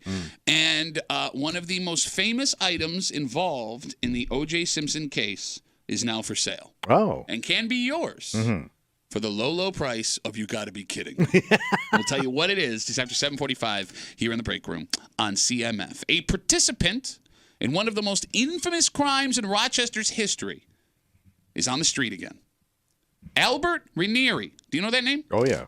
The driver of the 1990 armored truck heist in Henrietta that ended up with $10.8 million being stolen. I think at the time it was the biggest armored heist that was unsolved. I believe you're right. What year was this? 1990. 1990. Ranieri, Henrietta, your town. Yeah, that's right. On the Jeff. Yeah. Ranieri, according to 13 Wham, also admitted to shooting and killing a business owner in Greece in the year 2000. A man police say was helping thieves launder some of that stolen money. In 2002, he pleaded guilty to federal racketeering and conspiracy charges. In 2003, he was given 30 years behind bars. This week, that sentence came to an end after 21 of those years. Ranieri is free. He's 59. He was released on Friday. And he's not the only guy, Tommy, from Rochester's criminal past that is getting his first taste of freedom in a long time. Yeah. You remember the name Dominic Taddeo? Yep. He worked as a hitman for the mob here in Rochester. He killed at least 3 people in the early 80s and went on the run in the late 80s with feds closing in on him. 2 years he was on the run? Yeah. 2 years ago, he was moved to a halfway house to transition him into a life of freedom. And had he not left the halfway house to try and escape, he'd be a free man right now. He may be a free man again soon. Tommy, folks love talking about the old mob wars here in Rochester. Yeah. And there's a strange fondness for them. Oh, yeah. It's a romance. You almost brag. Some of those guys are looked at as heroes in a strange way. Now that these guys are getting out and moving back into real life with the rest of us, you still feel the same way about those guys? An aging mobster moving into the neighborhood. Yeah. Let's say that guy moved next door to you because they have to find some place to live. They have family members that may take them in. Hell, they may have money somewhere or somehow. All of a sudden, you wake up, you look outside, the for sale sign is gone, and there's a man with a nice pompadour haircut standing in his driveway. Green pompadour, nice Cadillac. Yep, jelly sandals, boxer shorts, V-neck white T-shirt. Okay. You excited about that? So, Sammy the Ice Pick moved into town. Yeah, next door. I don't think I would fear that guy. Oh, no, not at all. Well, I mean, basically because their violence was controlled. It was business. They were killing each other. Okay. I don't think I would be scared of a 59-year-old retired hitman. Okay, first of all, I don't know if especially if I got like a varmint problem in the back. I got coyotes. Yeah, what if he thinks you're that varmint, buddy? He disrespected my daughter, and this thing is, it's in my backyard. First off, it doesn't treat me right. I love the idea that people have that, like, retired criminal. There's not a 401k for those guys, right? Well, right? If it is, it's in the trunk or buried in the backyard. We talked about like 2 or 3 months ago that thief, jewel thief from Rochester, who committed a crime in his 70s. Yeah. You remember that story? And I'm not here to say, look, I understand that there are people that change their lives. We know a couple of them, right? Yeah. Like you can come out and have a new... Sure. Rehabilitated. Yeah. I think that would be my least fearful criminal living in the neighborhood. Why? Based on Hollywood. Okay. Probably got a delicious garden in the back. 252 WCMF, 252-9263. Mob Rochester moves next door. Because, mob royalty. And I don't know. But I don't know if these guys are royalty. These guys seem just like they're the only ones guys. left, baby. A lot of them are gone. Murder for hire, armored car heist. Those are really cool to recount. Bro, they make movies about what this guy did. Yeah, you could actually go right next door and ask him about it, would you? No, I wouldn't bring it up. You'd wait for him to volunteer. I wouldn't bring it up, but if he starts talking, I'm going to listen. It's very interesting. Kimmy, would you be cool with that guy moving next door? Would you feel completely comfortable? I don't know if it's the guy I'm scared of or the stuff that may follow him later in life that I don't want to be around. Like what? You know what I mean? Like, what do you mean? What? I don't know how many different things he could have been involved in at some point in his life. Where is it? Somebody gonna come looking for that guy? Are they gonna make a mistake and come to my house instead? I don't. You think your ass is gonna be mistake for high-end mobster hangout? Again, like you don't know, like you don't decorate, you don't flash, you don't have a cool car in the front yard. Again, you're just going based on Hollywood. I don't know. I don't know if I'd be so afraid of the person because they say like keep your friends close and your enemies closer. Like if you're on that guy's good side, it's probably a good thing. Automatically in the mob now when the mobster moves next door. Well, I mean, I would definitely stay on that guy's good side. Put it that way. Okay. But I think what would scare me more is the fear of the unknown kind of thing. Like I don't know what's in his past. Sure. I don't know what could show up again. I would definitely brag to you guys. Like if a mobster moved in next door, I would have to brag to you guys. Okay, but you wouldn't approach him unless he approached you. Yeah, it would be very cool. Okay, but that kind of makes you a sissy bitch. I wouldn't even ask for an autograph right away. Why would you want an autograph of someone he's a criminal? I mean, the guy, he didn't do anything, remarkable. I mean, the story's remarkable. He stole $10 million. Well, he was the getaway driver on it. Hey, it's a team job. He also murdered somebody. I understand. No, I see. You can't say that and make it okay. That doesn't automatically wipe Terrible clean. story. God forbid. May they rest in peace. The other thing that's interesting about you having this take, again, we're talking about Albert Ranieri. He was the getaway driver in the 1990 armored truck heist that got $10.8 million. As Tommy brought it up, it might still be one of the biggest heists in American history. He also admitted to shooting and killing a business owner who police say was helping the thieves launder some of that money. He was sentenced to 30 years in 2003. He got out on Friday. He's 59 years old. That guy needs a place to live. And a lot of these old mobsters from Rochester mobster history are out. Yeah. They're out. Everyone loves talking about the stories. Are you cool with them next door? You say you base how you feel on Hollywood. Yeah. And how, these guys have changed. How about this line from one of the most famous mob movies of all time? What's that? Just when I thought I was out, they pulled me back in. You think that went to 59-year-olds? Yeah. Bro, every mob movie, the 59-year-olds are the ones in charge. Takes them 20 minutes to get out of their car. 252 WCMF, 252-9263. Let's talk to Austin. Hello, Austin. Ooh, Austin. Hello, Duffy. Hello there, Tommy. Well, tell us about the mob there, Austin. Well, I was on your side, Tommy, but now I'm not. Well, please, Austin, come back to my side. Please, Austin. I beg of you, please. Tommy.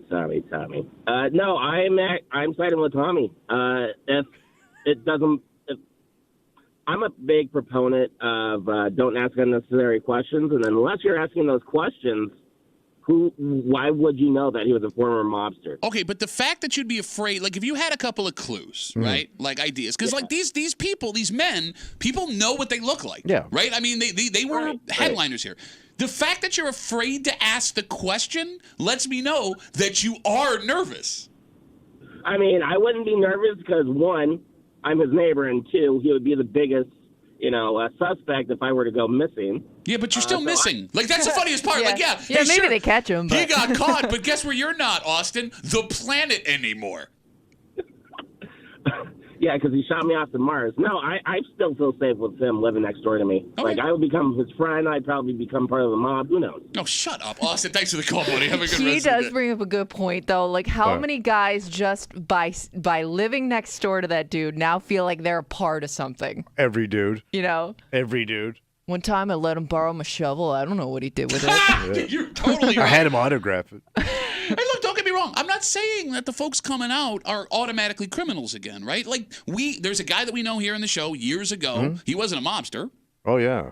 I mean, that dude was a killer. Yeah, and nicest guys I've ever met. One of the smartest, most introspective, kindest people I've ever met, right? There's nothing that says these guys don't come out and everything's totally fine. Mm-hmm. But if you are nervous about it, which would also be an understandable reaction, how do you sit here and talk about, let me tell you about the mob boys from back in the day, and my dad knew, blah, blah, blah, it was all business. I also love your argument, too. They all killed each other and it was only business. You don't know that. You don't know that. Sometimes they miss and they hit the old lady coming out of the delicacy delicatessen. They put bombs. They put bombs in cars, right? Like you can't be sure that car is only. I know. They never parked it by schools. You don't know that either. I don't. Okay. All right, let me ask you a question. All right, so let's say one of these old mobsters moves into your neighborhood, right next door, right? All of a sudden, you get invited to a cookout. Hey, I'm going. We want you to come over. Okay, you walk outside. Oh, just for the sausage. It's a driveway full of giant Buick and Cadillac Escalades. Oh, my God. It's going to be the coolest. Everyone's in velour sweatsuits. Hey. They walk out of their cars. They get out of their cars. They got bad intention faces. They're doing the tie adjustment. They're not even wearing ties. So it's just their neck fat? Yeah, but no. You still excited about going over there? Yes. Yeah? It's going to be relaxed, man. It's their day off. They don't talk business around a dinner table. There's no such thing as a day off. What's wrong with you? Shut up. Would your wife be excited about going? I wouldn't say anything. Why? It's no big deal. You just told me it was no big deal. No, she wouldn't want to go. No, she'd call the cops and get me. Well, there's nothing to call the cops on. The guy didn't do anything illegal. He's just living next door to you. I mean, he paid his debt to society. I think they're probably good neighbors. Based on what? Yeah. They keep the place up nice. What are you talking Respectable. about? Respect what? Why? I don't know. Why? I don't know. You know, it's funny. Food would be off the charts. It's funny. Like, I can think of 10 lesser crimes that if the person who committed that crime and did jail time moved next door to you, you would be wildly suspicious, super nervous. Yes, you're Any right. kind of theft, you're keeping an eye on that dude. You mean like $10.8 million in a first truck? Right? It's so weird. Because you're suspicious of teenagers walking down your street in the middle of the day. But these actual criminals, some of the most famous stories in the history of Rochester. Professionals, okay. man. Yes. They're organized. He goes, all right, how about this? All right. Old mobster, he's out of jail now. He did his time. You know, he comes over. He goes, hey, can I borrow your power washer? Yeah, absolutely, man. Okay. Week goes by, hasn't given it back yet. Yeah. 2 weeks goes by, hasn't given it back yet. Yeah. You going over to ask for it? No. Why? You're not nervous? First of all, I'm afraid of what he was washing off. Why? You're not nervous? Oh, let me ask you some wise guy. Okay, sure. Former Fat Pat. Okay. Living in a neighborhood. What were you tipping the scales at? What was I? 300-400? I was 300 pounds. Right, Which, so let's by the call way, it 4. and I love how it's an Irish 3, so let's call it 4. What? What were you gonna do? No, nothing. I love how you say 4, and I have to go. No, I was only 300 pounds. All right, so knock at your door. Big fat Tony standing there. Yeah. He's got a delicious tray of homemade cannolis that Anna Marie made. His wife. Ooh. You know, he's got the pinky ring on. He's got the too tight sweater for summer, right? He's blinged out in Yankee stuff. Okay. And just as a little something, a little token, friendship in the neighborhood, my wife wanted me to deliver these cannolis. Okay. Do you take the cannolis and eat them, knowing that they were paid for with blood money? These are blood cannolis. Why would they be paid for with blood money? These are bloody cannolis. Why would they be paid that you for would with put blood in your money? fat mouth Why and is that suck down all that delicious regard. Okay. All right? No, I would be kind. Oh. Yes, no, I'm not saying. I'm not kind loaning my power washer, but you're sucking down his blood cannolis. My question. That sounds really dirty. That would be a great mob movie. Blood cannolis. The blood cannoli. No, I'm not saying don't lend your power washer. The point I was making is you wouldn't ask for it back because you're scared. And I would admit, I would also. Okay. You get the cannoli. Yeah. You eat the cannoli. The blood cannoli. It's not that good. No? Oh. It's not that good. He goes back to get the tray. Yeah. And knocks on the door. Hey, how are those cannolis? Delicious. Best cannoli you ever had. Why would you, even to a non-mobster, why would you say they were bad? First of all, what are you doing on the porch? The minute talking. Get back inside, okay? I'll make the call. We have company. 252 WCMF. Let's talk to Mike. Hey, Mikey, what's up, buddy? Hey, Duff. All right, so I got a scenario for Tommy. So his Italian neighbor comes By the way, over. can I stop you real quick? Whenever we talk mobs, everybody got to talk like this all the time. All right, so he could be an Irish mobster. All right. Fair. So whatever the nationality comes over, asks Tommy, hey, I did a little research. I find out you're Sicilian. I got some stash money. You were talking about I don't have a retirement plan. Yeah, Are you in? Mr. I'm a hider and a cowarder. Wait, he's just gonna give me money because I'm from the old country? No, he's asking you for a favor. He's asking for a favor. I need a little help making this money reappear. Oh. Okay. He wants you to take that money that you don't know where it's from. Yeah, from. And which is funny because you and I both don't know how that would work. I don't either, so. Yeah, they're asking the wrong people. He's at the brightest Mobster. Oh, I'll take some cash. Yeah, I'm short. No, he wants you to take... Tommy, I can't do math in charge of the books. He wants you to take his money and put it in your savings account. Hold it for him. Yes. You doing that? Right. Yeah. Well, it's just a friendly neighborhood thing. I don't know what the money's from. Sure. How do I know? Hold it for him for a while. So not only do you can't say nothing. Yeah. So not only do you have the threat of the legitimate law coming down on you because you don't know where that money comes from. I have no idea, so they can't do anything to me. Oh, is that how it works? You got to explain to your wife where all this money came from. Mm-hmm. I seem to remember a phrase. Ignorance is not what? How does that phrase go? Ignorance is bliss. No.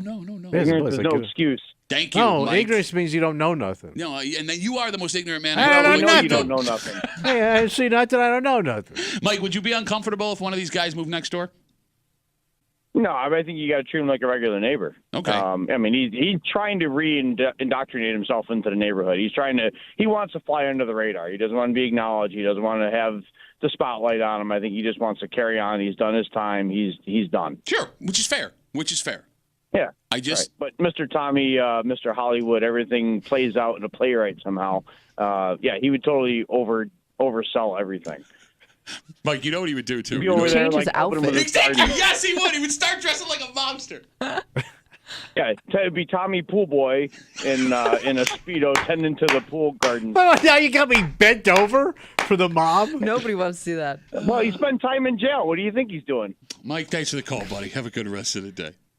All right, so you're scared, and that's okay. It's okay to I'm admit getting you're scared. sodomized in a Speedo. Pre-Speedo sodomization. I got to hold on to one of those big statues he probably has in the backyard.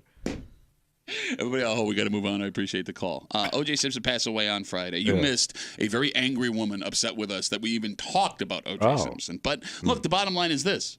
The man, for better or for worse, is an American icon. It was an international story for months. It was. And because of that, when people this famous pass away, there's an entire economy built around them, right? There have been specials that have aired. Oh, my God. There are merchandise. Which are popping up again. You got it. I don't know, whatever streaming service you have, it's like the top headliner documentary right now. And the most iconic thing associated with this man is up for sale. Okay. We'll tell you what it is and what they want next year of the break room on CMF.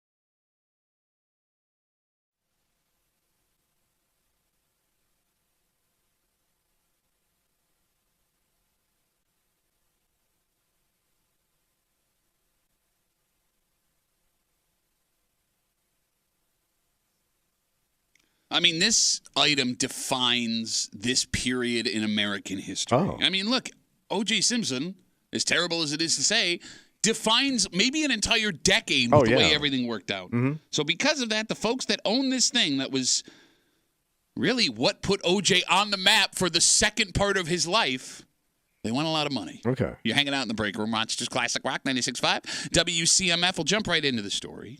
With O.J. Simpson passing away on Thursday, there was money to be made everywhere. Oh, sure. And people are taking full advantage. Have you seen the T-shirts that are being sold on like Instagram and Twitter? No. It's just every kind of like O.J. memorabilia possible. They're trying to cash in. Mm-hmm. Kimmy, you brought up the Netflix and streaming services. Yeah, it's like the top thing recommended because I think so many people are streaming it right Oh, now. when they get interested again, yeah. It'll be like trending documentaries. Mm-hmm. But there was one thing that standing side by side with O.J. Simpson is really the first image in your head. The white Bronco. Oh, yeah. Right? Mm-hmm. The Ford white Bronco. The slow chase that happened that night in June that we all watched on national television. With the renewed interest in O.J., the folks who own the white Bronco are looking to unload it. Okay. So right now it's at a crime museum on loan for free. The men who bought it, it looks like, bought it for just over like $100,000 a couple of years ago. Fords hold their value. It's only got 32,000 miles on it. Very slow miles. They want $1.5 million. Damn. That sounds about right, though, considering what that is in American history. Okay.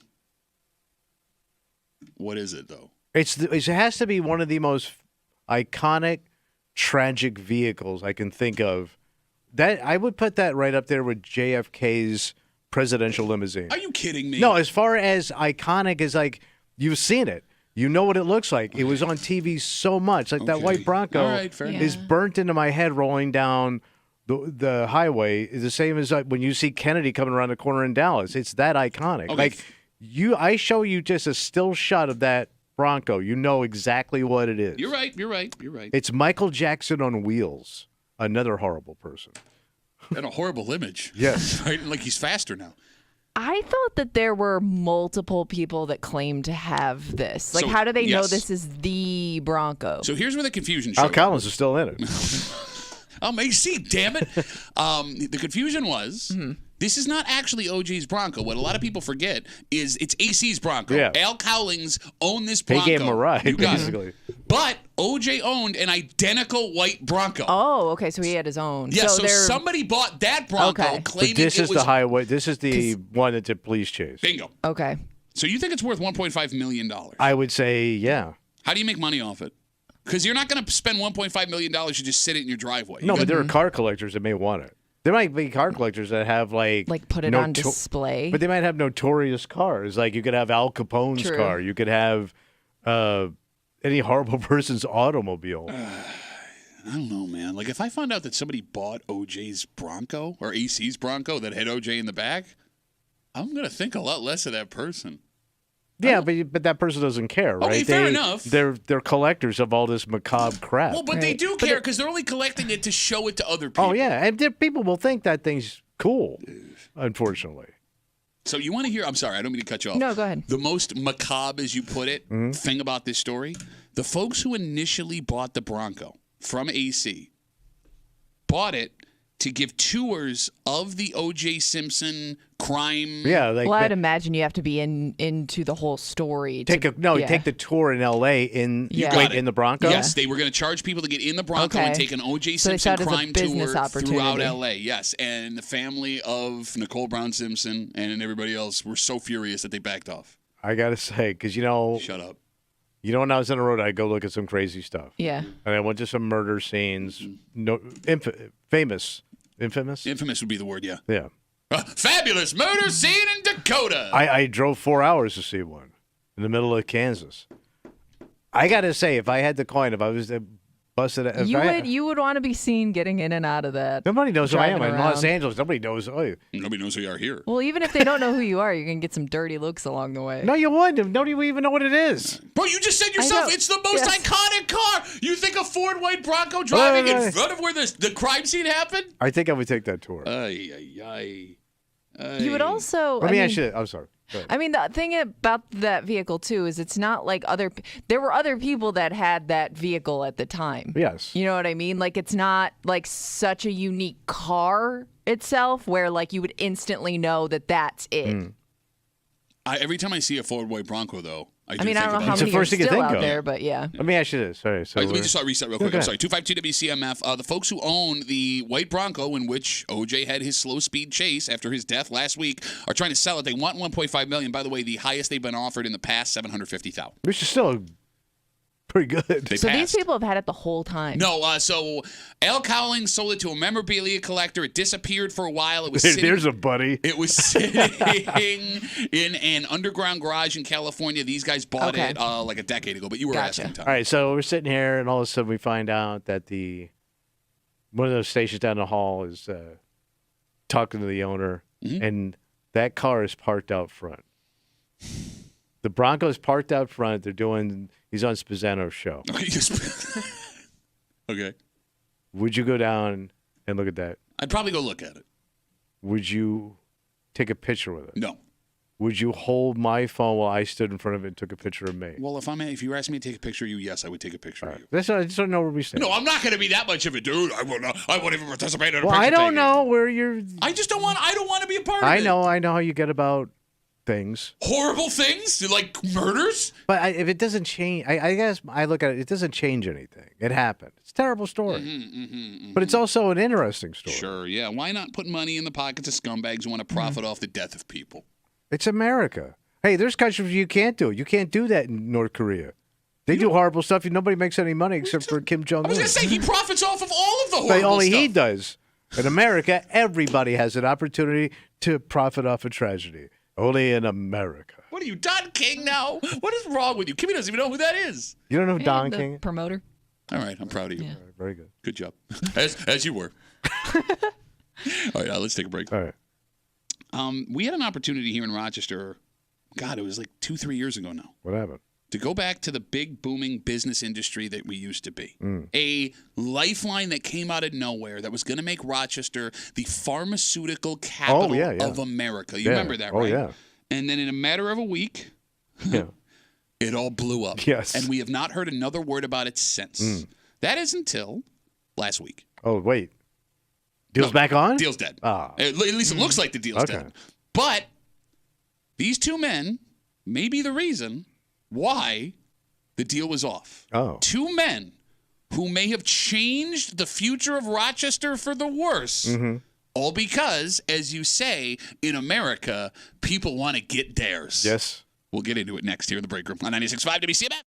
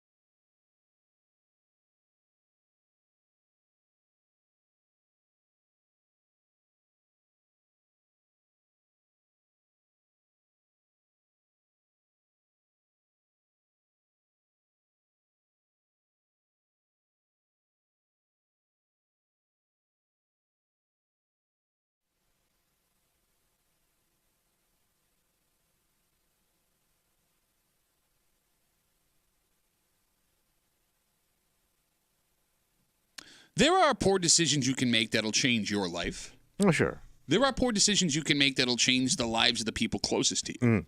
And every once in a while, there are poor decisions people can make that will change the lives of everyone in an entire community. What happened? These men might have done just that. Oh. Because there was going to be the glory days of our city again. Oh, yeah. We were going to be relevant on an international stage. Jobs were coming back. And after what these guys admitted to doing, it all went away. Yeah. You're hanging out in the break room, Rochester's Classic Rock 96.5. WCMF. By the way, what? The Aerosmith Peace Out farewell tour coming with the Black Crowes, KeyBank Center, February 26th. Tickets are on sale right now at Ticketmaster.com. As of now, this is the last show that Aerosmith will ever do as a band. Wow. Yes, it's the last scheduled show. So, I mean, it might be one you want to go to. If you like Aerosmith, you want to see them one more time. Yeah.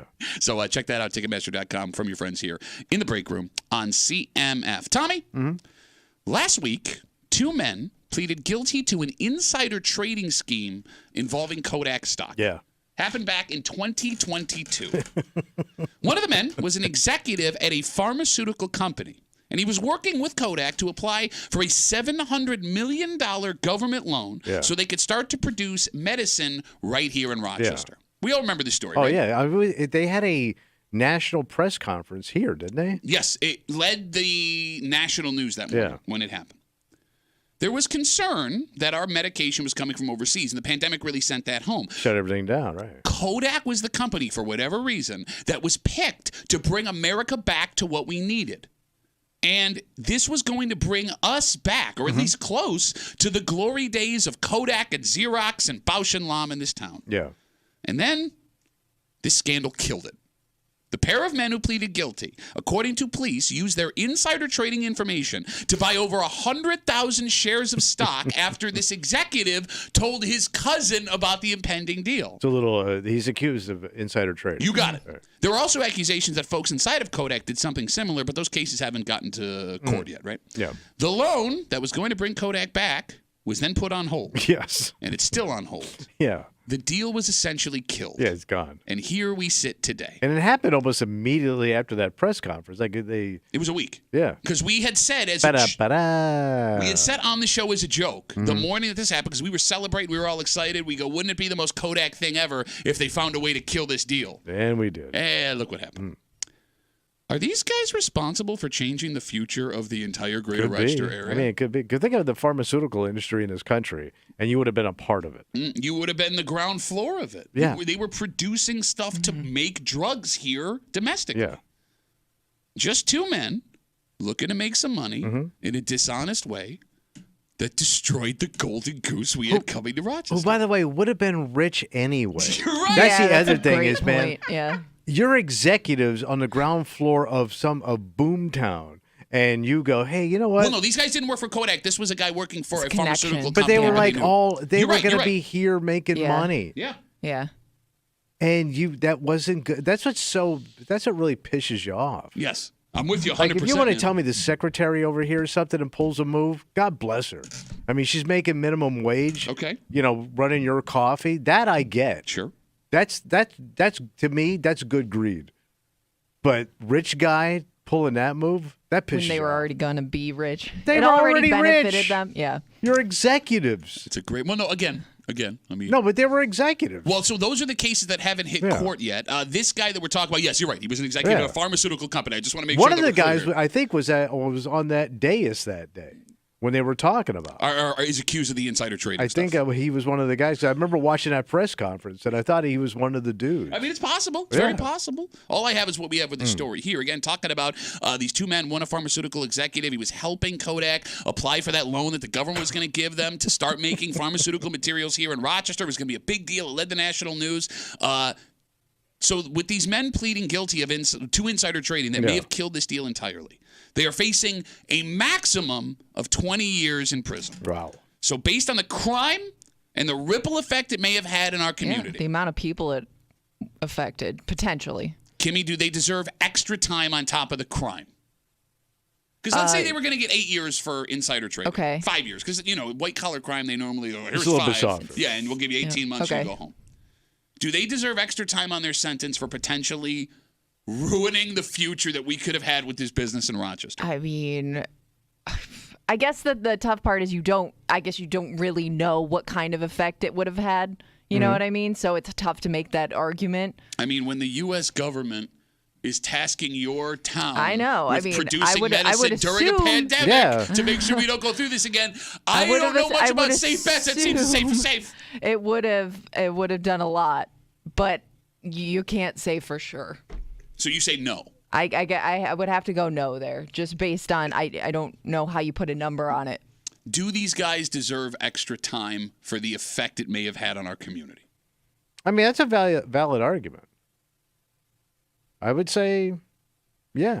You're in? How much, though? Like, how? Let's say they were going to get 5. Let's say Okay. they're going to sentence them to 5 years for this crime. They should do how many extra? Another 2 year. Okay. But you got to humiliate them. What do you mean? How? What could you do to humiliate them? Like, and in what way? Because these are big shots, right? Yeah. Big wigs. Okay. Suit and tie guy. Got to give him a humiliating job. Like, you put him on work release. That's what I would do.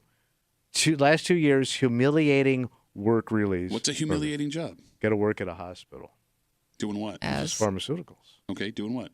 Bedpan boy. You know there are people... You got to be bedpan boy. Hey, idiot. There are people listening that do that for a living And right it sucks. now. I know it sucks, It but sucks. you call it humiliating. You're pulling out ass pot. Stupid? How are you so stupid? What? Thanks for listening. All you people, you know what you should do as a punishment? Because it's humiliating? What you get paid to do every day? I think for a guy that was an executive having to do regular work would humiliate him. Especially if it has anything to do with asses. You can make him work across from you on the show for a couple of weeks. That's humiliating. Had a future. What would you do to him? It's tough because, like, I look at this story and you think there are kids in high school right now that could have gotten high-paying jobs had this gone through, kept them in town. There are families that could have had a very different outlook if those careers came to fruition. It could have saved a lot of lives. Yes, I mean, think about that. And it go, yeah, you're right. And things, built around that too, right? You got it. Think about the businesses that existed in Rochester only because of Kodak, Bausch & Lomb, and Xerox back in the day. It had its own little economy, a separate boom economy. Like, all of that was possible in Rochester. What are you going to do with them? Bro, I'd give them the whole 20. And I know I'm biased because I'm living here in Rochester. Yeah. But if you had that much of a negative effect on a community, how do you not give them the whole 20? I would look, in all seriousness, if you told me they were going to lock them up for the rest of their lives, I'm fine with that. You ain't getting that. I know you're not going to, but I wouldn't argue against it because of the point you just made. What? These guys have money. They're rich. They're going to be a part of this ride. And for what? By the way, the move you pulled made the stock completely tank. I know. But then they're going to go to one of those joints where the food's nice and they have tennis. Club Fed? Yeah. As they say. That's where they're going to go. No, I understand. But you're still not living the way you were. You got to make it work. You got to do grunt work. You got to get your hands dirty.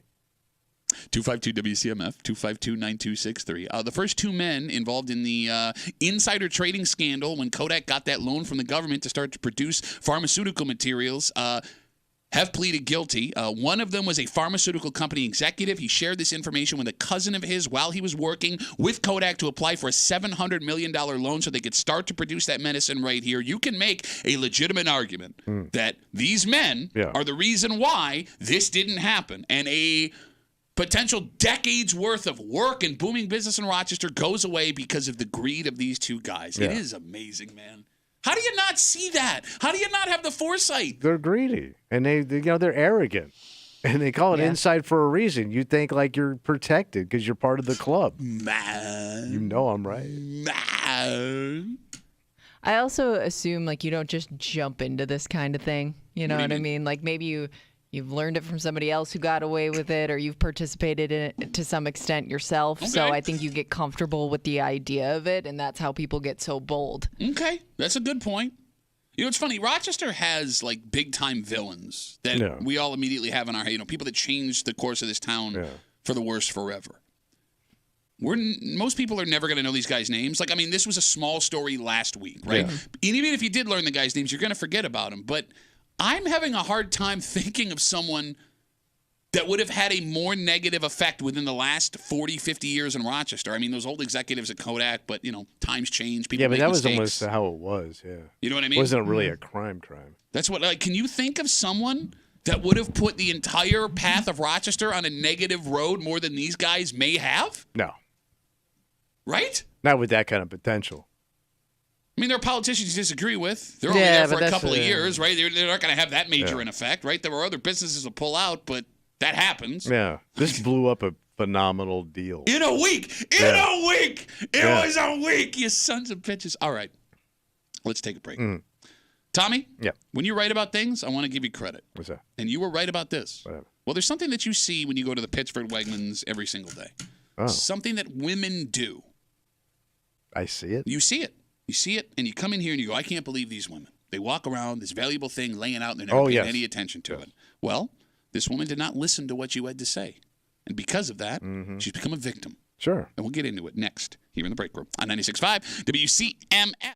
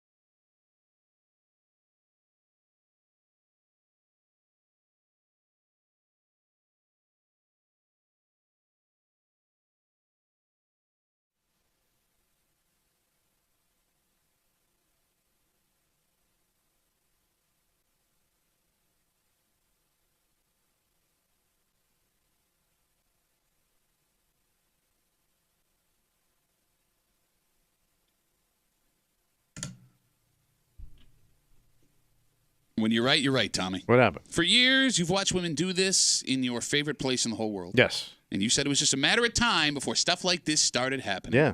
Well, it's here. What happened? And this is one of the rare occasions where if you want to keep you and your belongings safe, you should listen to Tommy Mueller. Yes. You're hanging out in the break room, Rochester's Classic Rock 96.5, WCMF, just after 9 o'clock. It's Tuesday. You know what that means. Oh, buddy boy. I'm ready. You ready? Star guy, star boy is ready. He's a mother effing star boy. Star boy. And he's ready to get going. The only break room holder of a star. Okay, I'm trying to be nicer. I'm trying to be a nicer person. And the original star getter. I just said you were right, man. I mean, you're in a four-way tie right now. It's not like you're winning. First member of the break room. Okay. Where are they whining? Coming up just after 9. Here in the break room on CMF. This story comes to us from the Pittsford Wegmans. What happened? Happened back in March, but we're just hearing about it today. Just before 10 a.m., a 77-year-old woman was doing her marketing. And authorities say while she was doing her marketing, she was distracted by somebody. While that distraction was going on, somebody stole her purse right out of her cart. Damn. 77? Yep. Where was it? At Pittsford Wegmans. Oh, that thing was loaded, buddy. Loaded with what? What do you think? Everything. Werther's Originals? Think about this. You're 77. Yeah. So that means you probably got some cash on you because you still carry cash. Okay. Something else. What's that? Little pharma. Okay. Hey, maybe I'm low on estrogen. No, I'm looking at your chest. You're fine. So with this story, no arrest, no description of a suspect, just an old woman who got ripped off grocery shopping. And Tommy, this is something you've been warning the people of Rochester about for years. Yeah. Women just leave their purses in the cart and just start walking around. They'll be chatting over here, looking over there, they got a question. And it's just a wide open purse sitting there. These fancy ass purses. The fact that you notice it makes me think that one day you're going to grab something out of those purses. Hey, bro, times get tough. I know where I'm going. Tommy knows a good bag. I'm a good bag, and I'm a known hider, so good luck finding your purse.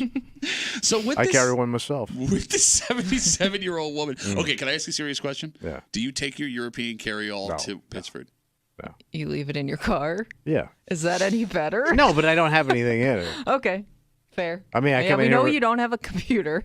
No, I come in here, it holds my bottle of water, my bag of cherry tomatoes, and my banana. Like, that's the funniest thing to sidebar in this conversation. You carry a man purse, and you have no need to carry a man purse. I do keep my wallet in there in the morning. Okay, but you can put that in your pocket. You only carry the man purse for the look of carrying a man purse, which I don't get. I like it. Okay, no, God bless you. I'm comfortable in my manhood. Yeah, you should be. You should be. Oh, I should? Will you kick it around? No. In your turtleneck sweater and your shack and your man purse, what would make you uncomfortable in your manhood as you zip your boots up to come to work every day? The boots. The boots match the purse.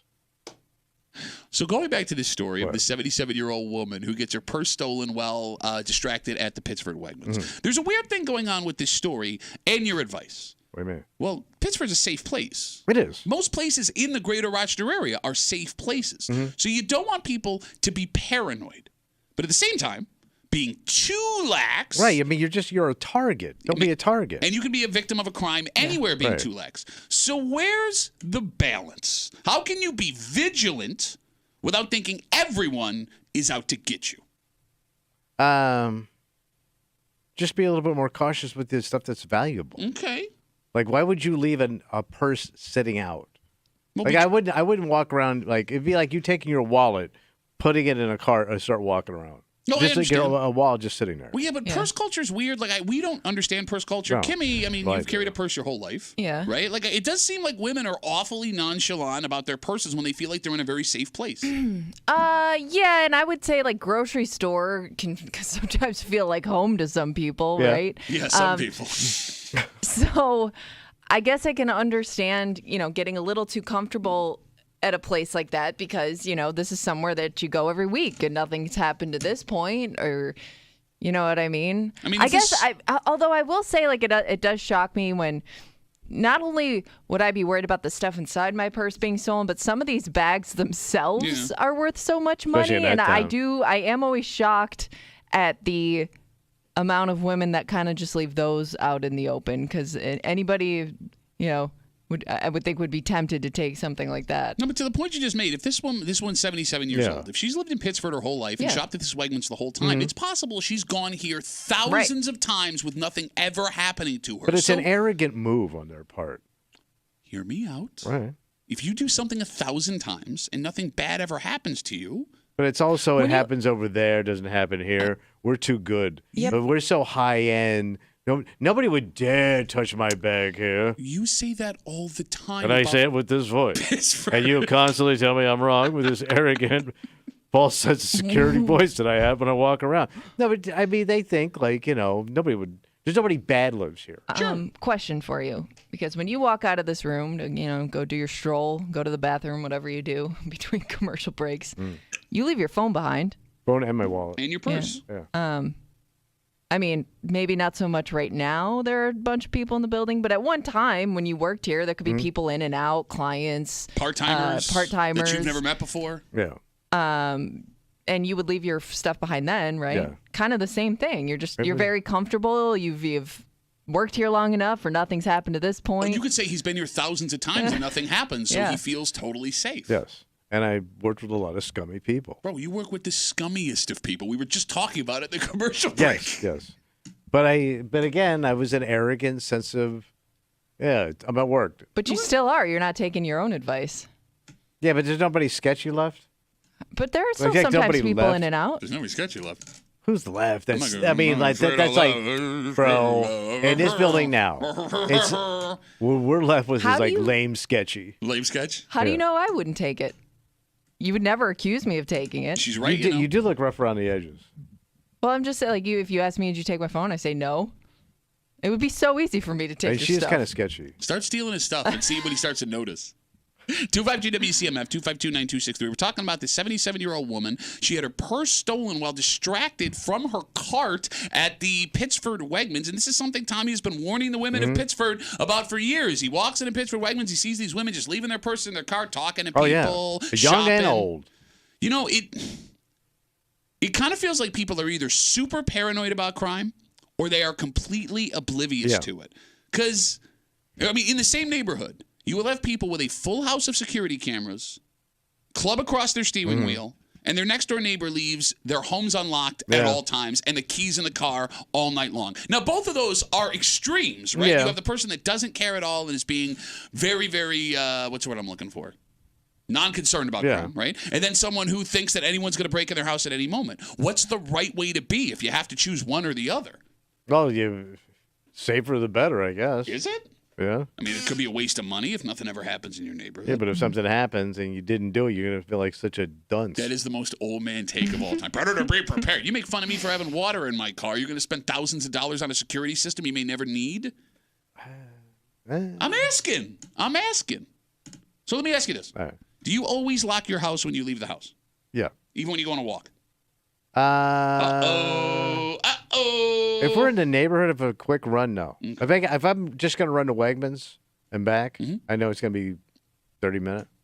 No. Oh, wait, you'll leave? Wow. That's a long Bro, time. it's Pittsburgh. Who's coming in? Okay, because like my wife and I have this argument about locking the house when we go on you like live in a walks and super stuff. safe area. No, I know, but You're in the middle of nowhere. I still want to lock the house. Why? We're leaving the house because we're leaving the house. Who's going to touch your busted ass jersey collection? It's okay. It is. I have a lot of money in that jersey collection. Just saying. No, you lock your house when you leave. Like my wife, she is of your opinion. Like we're just going to be gone for a little. Hell, she'll want to leave the dogs out in the yard for half an hour while we're gone. Oh, you could do. Why couldn't you do that? No, what if somebody's walking up the driveway and my Chorky attacks them? He's a dick. No, that ain't the biggest dick in that house. Do you lock your cars overnight? Well, they're in the garage. So the garage is locked. So no. But if somebody got into the garage, it's one more level of protection you would have. Yeah. No, I always think once I lock the house and the garage is down, I'm good. Okay, so you tell these women in Wegmans that they're being careless. Yeah. While you yourself are being careless with even more valuable stuff. But you're rolling your bag around a retail store is different than me locking my car or unlocking my car inside my own locked garage. But you're leaving your whole house open when you leave the house Only for 30 minutes. Only for 30 to 40 minutes. Nothing can happen in 40 minutes. Nothing. 252 WCMF, 252-9263. I mean, look, it's a legitimate debate to have, right? Yeah. Like, is it better to be over-prepared and paranoid, or is it better to be trusting of the human beings around you? Well, you can't trust people. But when you stop trusting society, life gets really scary really fast. It does. Right? And that is a terribly depressing way to live. Maybe it is, yeah. 252 WCMF. Let's talk to Mark. Hey, Mark, what's up, buddy? Yeah, I just wanted to your point of do you want to be paranoid or trusting, I guess, is not having to feel like you're going to have your stuff stolen all the time, or having to pick it up and bring it with you to the bathroom in the event that it gets stolen. If it does get stolen, it's by chance it happened, but it's not worth living that way, paranoid. Okay, so Mark, you would rather live in bliss and ignorance, thinking you can trust everybody, than live as guy with... okay, go ahead. I'm sorry. Take the chance. Take the chance that it gets stolen so I don't have to bring my stuff with me all the time. And if it does, try not being jaded and thinking everybody's going to steal your stuff all the time after that. Wait. Is this Mark the sucker? Sucker? Is you a jive sucker? Yeah. Exactly. Mark, have you ever had anything stolen from you? Yeah, I mean, trusting, well, it kind of relates to trusting friends with borrowing money or something too, right? Okay, all right, but I'm saying, like, have you ever been ripped off? Yeah, bro? like you're out, your wallet went Somebody missing, somebody ripped you broke in off. your house, something like that. No. Okay, all right, but that makes sense, Mark, that you have this take when Yeah, you've but he never had probably anything lives in taken. a nice soft town. Where you live, Mark? Out towards Manchester, Victor area. That's softy That is, soft. yeah, that is That's soft. McSofty Town, That's man. Softtown, USA, with Mayor Softy Oh, my McSofterton. Mark, thanks for the call, buddy. Have a good rest of the day. Yeah. Living out there on Marshmallow Lane. Cool Mark with his kayak. No, but here's the thing, man. Like, you know, we have a weird job where we're exposed to all of the crime all the time. Yeah, like, that's you what we see have it. to do. But, like, having been exposed to all of, like, you know, having to read these stories every single day, like, I kind of want to go the opposite way. I want to trust people. And most people you can trust. Yeah. But what? if you make yourself look like a target when you're out, you're going to attract those jerks. All right. You know I love you. So I say this with the utmost care and compassion. Here we go. Get ready. You could not look like a bigger target on a daily basis. You want to talk about Marshmallowville? Bro. What? Bro. You're in zip-up boots, hem jeans, a shacket, a turtleneck sweater. You have a man purse. You take 10 minutes to put on all the stuff on your head to go out in the cold. Like, if I was like, who should I rob today? And you walked out, done. But I got nothing. Well, they don't know that. You got a purse full of stuff. You're going to get a tomato, a bag of tomatoes, and a banana. But they're going to get it. All right. 252 WCMF, 252-9263. Let's talk to Tim. Hey, Timmy, what's up, buddy? I just wanted to thank Tommy for letting all of us, specifically me, know that for a good half an hour, he leaves his house unlocked. Yeah, but all you're going to get is fennel. Yeah, but what better to see 20 minutes into the life of Tommy to see what his house looks like inside? That's worth it. People are going on tours of your house while you're gone. So you're not even taking anything. Right, I don't want any of Tommy. Who wants old man shit? But Whoa, Tim, you can't. You got a dirty mouth like that breaking into I Tommy's like house? how old man here wants to tell me about old man stuff. Timmy, how old are you, buddy? You are 50. Okay. You're around my age. No, he's not around your age, buddy. He's not. 50 is old. But It he's is in older than this you. room. When I was 50 in here, you called me old. Because you were old then, and you're old now, and you'll be old forever. And by the way, he ain't 50. He's in his 50s. So wow, he's good. I'm actually 53. So you got me. He's good. He's good.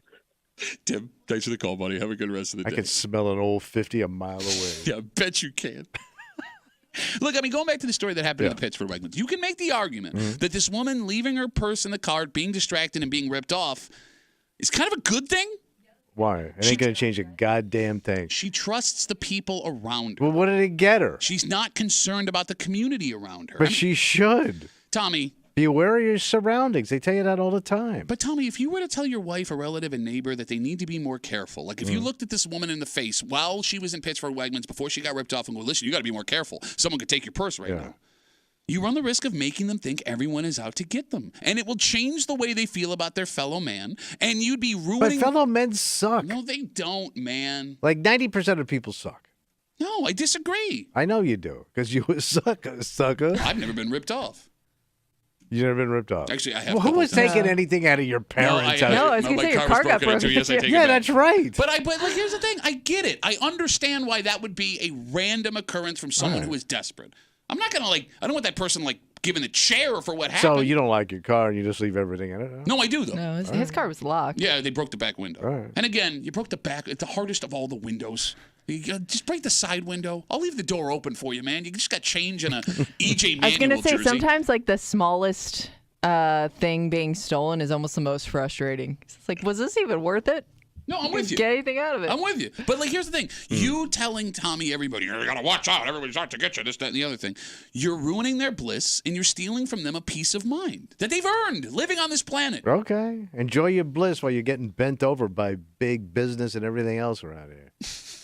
What? Kimmy, I do wonder sometimes if people that are like this woman, leaving stuff around, don't care about it. Ignorant old woman. What makes them so laid back about their stuff? Is it their personality? For example, or is it where they live? If this woman were to leave the Pittsford cocoon, head to Henrietta or Chilai, would that purse be out with no one paying attention to it? No, I think you get comfortable wherever you live, right? I mean, it doesn't matter what part of town you're from. I think it's if you go outside of your normal routine. That's what I mean. If she goes to Henrietta and Chilai. Pittsford woman is in Chilai. I got you. Shopping around. No, I just think you have your guard up a little bit more when you're in an unfamiliar situation. Oh, you mean a little bit less fortunate than you. Chilai? Because that's what else. Compared to even Pittsford if, woman. No, I Pittsford mean, woman down in Chilai at that Paul Plaza. She walking around. Okay, Paul Road Plaza. Yeah, and she's got her Gucci purse. That thing ain't coming out, bro. Bro, you know how many She's Gucci looking purses around. there are on the west side? West side is built on Gucci purses. But she don't know that. There's the Gucci purse pyramid over off a ridge. She takes a look around there, and she ain't in Pittsford. That purse ain't coming out. Okay. I think you may be like that even if you're at any Wegmans that's not your normal Wegmans, no matter what side of town it's on. Oh, yeah. But she's a rich woman. No, I'm asking. I don't know. There are some people that just have the personality type where they're going to trust other people. She could be like that, too. I see you guys on hold. Sit tight. I want to read some Facebook messages. You can always get us at WCMF for the Break Room Facebook page. Again, talking about the 77-year-old woman was distracted, two-person job, it looks like, inside the Pittsford Wegmans while someone was distracting her. Somebody else grabbed stuff out of her purse in the cart. Tommy has been warning women in Pittsford about this for years. But is it better to be super paranoid or trust mankind? Dave writes us, everyone is careless with their stuff until they are stolen from. No one can learn that lesson until it's too late, and then you become a different type of person. That sounded like a poster for an 80s movie. Yes, it does. In a world where your purse was stolen, a world that will change you. Is he right? You change your opinion when you get ripped off? Well, yeah, because you feel violated, right? I don't know. You could just chalk it up to random act of unfortunate. But usually you're shocked. You're pissed off. Why would they do this to me? Me? Why me? But I think you get that, the why me's. But it happens to people all over the place all the time. Yeah, it does. All right, 252 WCMF. We'll take one more call before we move on. Greg's got the last word. Hey, Greg, how are you, buddy? Good. What do you got? I was wondering if you do the same thing in an airport with your luggage. Are you going to leave it sitting where you're sitting, or if you have to go to the bathroom, you're going to take it with you? Okay, so that actually depends on the airport. The bigger the airport. No, I think you have to take it with you. You can't leave your luggage unattended. Okay, well, I have left it to go. I'm not going to take unless my whole somebody's suitcase. sitting with it. No, I've left it alone to go take a No, leak. you can get in a lot of trouble for that. I get in a lot of trouble? What are you going to call the airport cops? Yeah. So, Greg, you take your stuff with you in the bathroom at the airport all the time? Every time? Every time. Bro, Now, you're going to roll that thing into all that whiz on the floor? When have and then you you're ever going to trek it seen- to your house? When have you ever seen luggage unattended at an I do the airport? same thing, man. If I got to take a squirt, if I was traveling by myself, it's just sitting there, man. I'm not rolling it through all that nasty-ass floor. Greg, you know how much pee you got on those tires of your suitcase, man? I think you roll it to your house, then your dog licks the floor, then licks your mouth. So, Greg, you would describe yourself as more paranoid than freewheeling. Yeah, because, I used to live in Tampa, Florida. So, bigger city, people are just, awful, completely. But hold on, man. Greg, who wants your raggedy-ass, duct-taped, old-school Samsonite luggage with your dirty trowel? Soaked in pee. I love that's how you think that my luggage is. Did he nail it? Did he get it, Greg? What man has No, good luggage? Totally wrong. You got nice luggage? Greg's got a great laugh. Greg, thanks for the call, buddy. Have a good rest of the day. Like, what man has good luggage? I don't want details on his I know. luggage. What a catty thing. Seriously? You don't even have good luggage. What is it? I know It's good luggage. busted ass luggage, man. Well, you got name brand luggage? Huh? You got name brand luggage? You know he does. Somewhat. What you got? Samsonite. That's what you just used. Yeah, it's good stuff. Of the good ones. You good, not the busted Samsonite? Yeah. You got good. Okay. There's levels of Samsonite, man. All right, let's take a break. Rochester has had its unbelievable share for a city, our town, of professional athletes, right? NFL players, NHL players were known for hockey. As we speak right now, there are 5 kids from Rochester playing in the NBA. Wow. Last night, one more professional athlete joined those ranks. And, you assume when you become a professional athlete that you are now rich and you are famous. Yeah. And this woman who went to Edison. Okay. She's going to be playing professionally until we Back find at the top league. This is as high as you can get in this league. I mean, It's amazing. Yeah. She had a huge college career. She did. Yeah. But Kimmy, when we found out what the athlete of maybe the last 25 years Biggest name definitely this past year is getting paid? Yeah. How is this woman going to We'll get into it next here at the Break Group on 96.5 WCMF.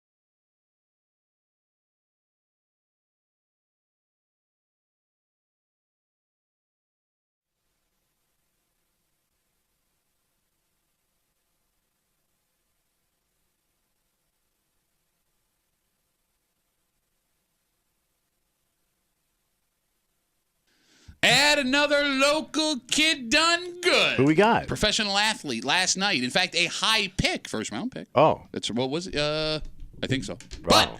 But normally when we see kids drafted into the highest leagues possible for their sport, they don't have to worry about money really for the rest of their lives. Man, it's cake. We found out last night that's not the case here. No. You're hanging out in the break room, Rochester's Classic Rock 96.5, WCMF. I know all of you had your cell phone. Oh, by the way, Where They Whining coming up just a little while here in the break room on CMF. I know everyone had their cell phone alarm set to watch the WNBA draft. Couldn't wait last night. I mean, look. I love how he says couldn't wait, but you broke down her outfit earlier this morning. I did. I saw the recaps. When he says... Did you see what designer she was wearing? You knew the designer. Yeah. When he says she, or when Kimmy says her outfit, we're talking about Caitlin Clark. She's the woman who played at Iowa, greatest female college basketball player of all time.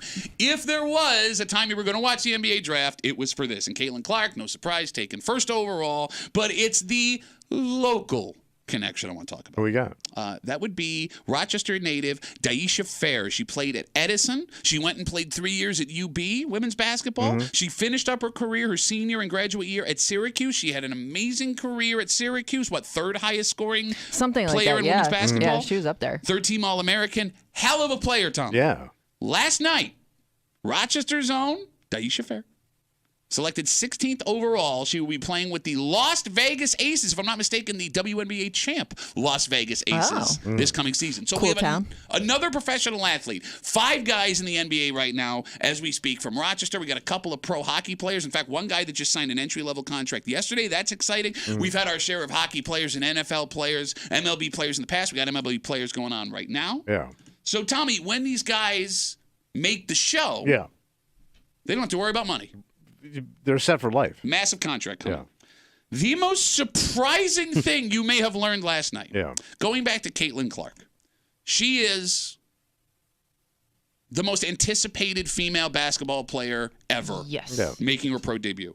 Kimmy? Yeah. Can you read me how much money she will be making per year as a WNBA professional? As the first overall pick in the draft, she will be making a total of $338,000 over 4 years. She will be making just over $70,000 next year. Caleb. Yeah. The average moving in next to LeBron? The average American salary is just over $60,000. Yeah. She's making less than $10,000 over the average American salary. Now, 2 things. Before you call, I understand she's got a ton of endorsements coming, and she's going to make a fortune off of those. Caitlin Clark. Also, I understand that they're not going to pay WNBA players like NBA players because the NBA is on a different level. But they don't draw. Exactly. That being said, I thought it was higher than $70,000 I did too. a year. When you're that big of a star, Yeah. So if the first overall pick is starting out at $70,000 a year, Who's like the lowest? I mean, those poor girls. Yeah. I mean, and look, Daisha Fair, who's first round pick, she's probably making less than $70,000 in her first year because she wasn't the first overall pick. Yeah. there's a reason they'll go play like overseas. Well, they used to play in Russia, but you can't really do that right now. Not a great, not a great spot. Yeah, it's not great. But yeah, I mean, it's tough to make a living. But I mean, it's a tough sport because it only has a few markets that it does well in, and even those markets probably aren't great. Please tell me about. Some of the markets are small markets. Like they're not in. Oh, they're not always in like big cities. No, hold on. Tommy was telling us about all the WNBA stuff he knows. Please go on. Like if you play, do they have an LA team? They had the LA Sparks. Are they still there? I think so. We don't even know if they have a team. I'm not entirely sure. No. Yeah. I thought like if you're in a big city, maybe you do a little bit better. Like New York, the Liberty. Do they draw? I don't know if the Liberty are still there either. Wait, we don't even know. The Sparks are there. Sparks are there. So this is how bad the sport's going. Well, look, man. You two follow sports. Yeah, you're right. And you don't know if the major cities even have teams. Not entirely sure. It's that, but that's my point. You're not sure because you don't follow it. I understand. Like I said, the WNBA doesn't draw anywhere close to the NBA. I was still astonished that the most anticipated college basketball player in maybe the history of this league. You think they'd give her big money just to make a big splash? You know what I mean? Well, the money's got to come from somewhere, though. But they did it, when the may come from some other people's contracts. But didn't they do it like at the AFL, like with Namath? They gave him that big contract of $400,000 when nobody else was getting it. just to make a splash. Well, they were competing with the NFL. Yeah, and I would say, but you're competing for rights. You're trying to get people interested in this sport. But you have the first overall pick. You don't have to do that. And apparently you do. Further with the league, who are they competing against when it comes to women's sports, especially the time that they play? I mean, basketball, baseball. You're competing against baseball. It's coming up. The season's starting soon. A little while. And look, I'm not here to have an argument about pay inequality in professional sports of men and women. What I'm getting at here with Daisha Fair and what sucks, right? She stars on this Edison team. She was a McDonald's All-America, if I'm not mistaken. Has a 5-year amazing career. Bust her ass. I mean, you got to bust your ass to get to that level. Sure. Yeah. And you're only going to be making like $60,000? Yeah. That sucks. And how long can you do it like that? Like if you don't get the big if you don't get the big endorsements, then you're just a regular player, but you're a good player. How long can you survive? I don't know. Before you got to bail. I mean, because how do you live? I mean, it's not all year round, so I guess you could. I mean, you get another job. How long do you want to do that? How long do you want to play at that level? Think about train every day, and then go do a gig? Because I'm guessing for her to stay at that level, she's in the gym. She's got a trainer. And you got to pay for that stuff. Yeah. No, you're right. But I guess it's. I mean, if that's something that you love to do, you're gonna try to make it work. All right, let me put it this way. And you're right, Kimmy. You're right. Like, but money runs out. No, but I mean. Everybody, I mean, there are worse jobs you can have. No, you're right. Let me put it this way. Here's what's strange. There is nothing that, let's use the Flying Gianta brothers as an example. Brian and Stevie, both from Rochester, they make the NHL, right? Brian over 1,000 games, Stevie over 300. There was no job that they were going to be able to do that was going to pay them more than hockey was with what they had. Yes. Daisha Fair from Rochester she has a college degree from Syracuse University. It's one of the best colleges in America. Yeah. The average American salary is $60,000. It's possible that with her degree, she could walk away from playing in the highest level of women's basketball in America and have an entry-level job that pays her more money. It would upgrade her lifestyle. Yes, and she wouldn't have to train. She wouldn't have to sacrifice. She wouldn't have to travel. eat right. None of that stuff. Think of all that traveling they must do. That's insane. Like, could you? Yeah. I'm sorry. Go ahead. How many games do they play a year? I don't know. I don't watch the WNBA. I'll watch it if it's on sometime. I know. I'm not an WNBA expert. I know, but the travel and everything else wears on. Yes, yeah, you're right. I can't think of another sport where, like, okay, minor league baseball, you're working your way to the pros. There's something there. I guess Major League Lacrosse would be one of those things. But again, most of those guys work as like coaches, and you don't see that as an endpoint playing Major League Lacrosse, right? I'm not going to make a living out of that forever. This is insane. Yeah. Name me another athlete from this town that could have walked away from the sport they reached the pinnacle at to make more money at an entry-level job with a college degree. It's nuts. Yeah. Good for her. Yeah. I mean, like, you have that drive and you have that talent that she made it to this point. And maybe we're on the precipice of something with the whole Caitlin Clark thing where people are going to be paying more attention. I guess maybe that's what they're counting on, right? A big bump. I mean, look, when U.S. women's soccer had that explosion 20 years ago, and you can make the argument that's the biggest women's sport in America, especially during the Olympics and the World Cup. In the world. So maybe we're there. Maybe we're about to see that happen. All right. And there's money for it. Just and sucks I mean, that, with basketball, too, you do have the Olympic factor there as well. You know what I mean? Where you can make money off of endorsements and stuff. If I'm not mistaken, too, I believe Daisha from Rochester here was a part of the 3-on-3 national team. 3-on-3 basketball will now be an Olympic sport. Oh. So maybe she's doing that. Could they? Yeah, because they could play it even as they're pros in the Olympics, right? Yeah. Yep. Right. Yeah, she's good to go. Oh, she'll be fine. All right. Well, if anyone pays more than $60,000 and wants a Syracuse-educated local, shoot Daisha a text and see maybe if she's looking to make a little more money. All right. It's Tuesday. It's 9 o'clock. You know what that means, buddy. Oh, buddy boy. Were they whining? Yeah, obviously. Stupid. Kimmy's got her post. She's going to read it out loud. We're going to give somebody a star, at least try to. We're going to do it next here in the break room on CMF.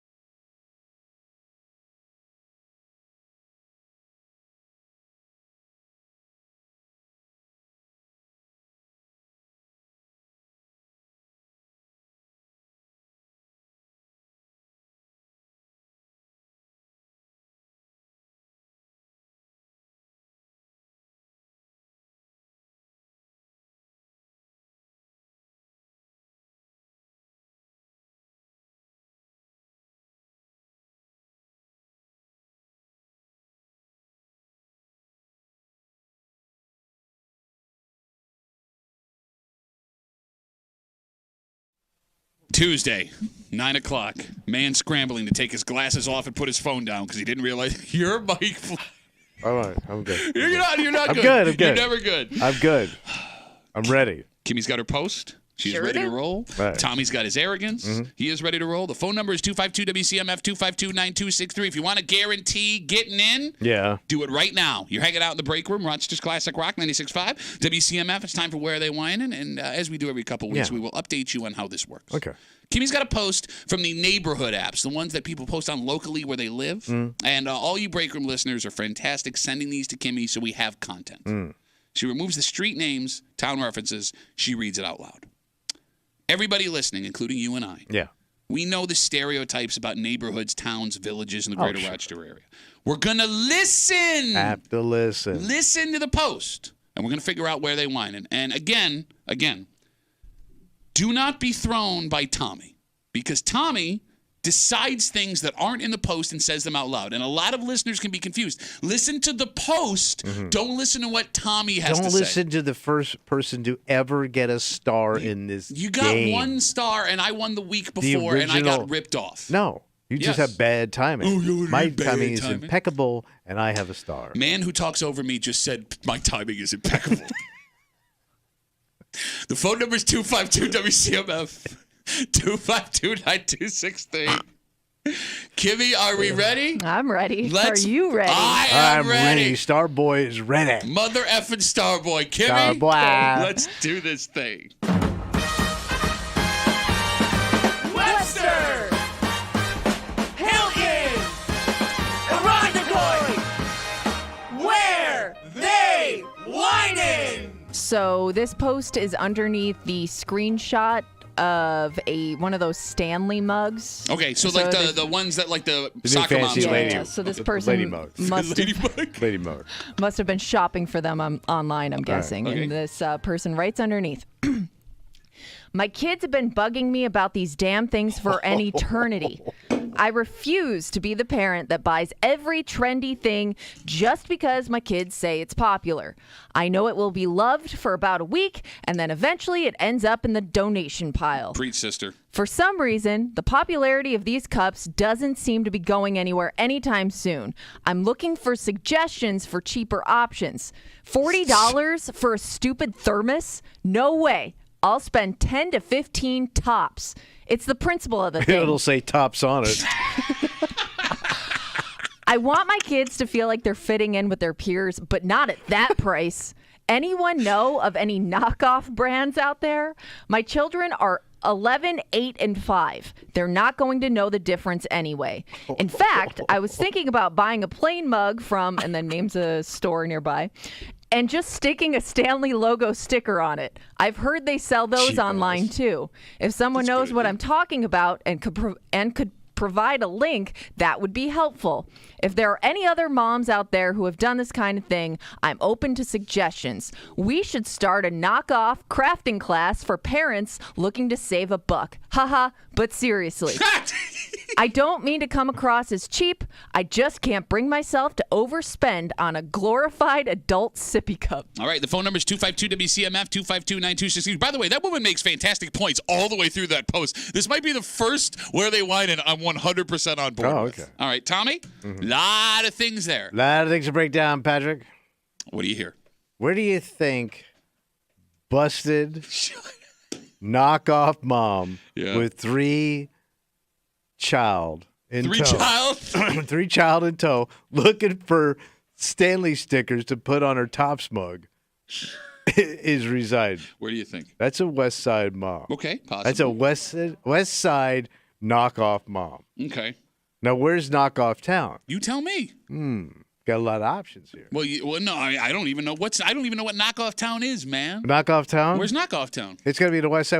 Where do people fake bling the most? On the West Side. It's your world, man. I'm just living in it. You tell me. I got 2 picks. Kimmy, are you listening? Kimmy! You get 1 pick. You don't get 2 picks. I'm you leaving. A pick. One pick. I'm leaving 1 pick off the table. Okay. Wait, what? Okay. No, that's how generous I am. No, you know what he's doing? You know Tommy what he's doing? picks. He's leaving room for, that was the other one I was going to say. No. Right, give me a pick, you dick. Dick. I'm going to somebody's hometown. And you're 2 West Side kids. Yeah. What are you thinking? Oh, I'm taking your hometown, man. This has busted-ass gates all over, man. Man, you fell right into the Kimmy trap. Right into the Kimmy no trap. Man ever has. Bro, there are so many things that suggest this is not what you think it is. Bro, this has got your childhood all over it. No, it doesn't. Fake bling. Dave and Buster busted-ass sneakers. David busted. busted-ass sneakers. Shut up, you idiot.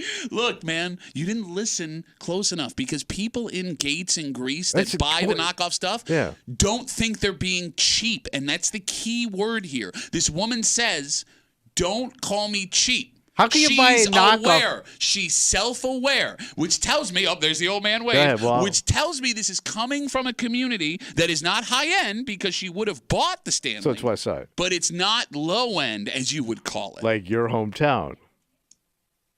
I got a feeling. Yeah, what's your feeling? In the center of my chest. Yeah. It's growing out into manipple area. Yeah. They whining in Irondequoit. Irondequoit. They're whining. I'll even call my shot. I know Irondequoit is one town, and that's what we're talking.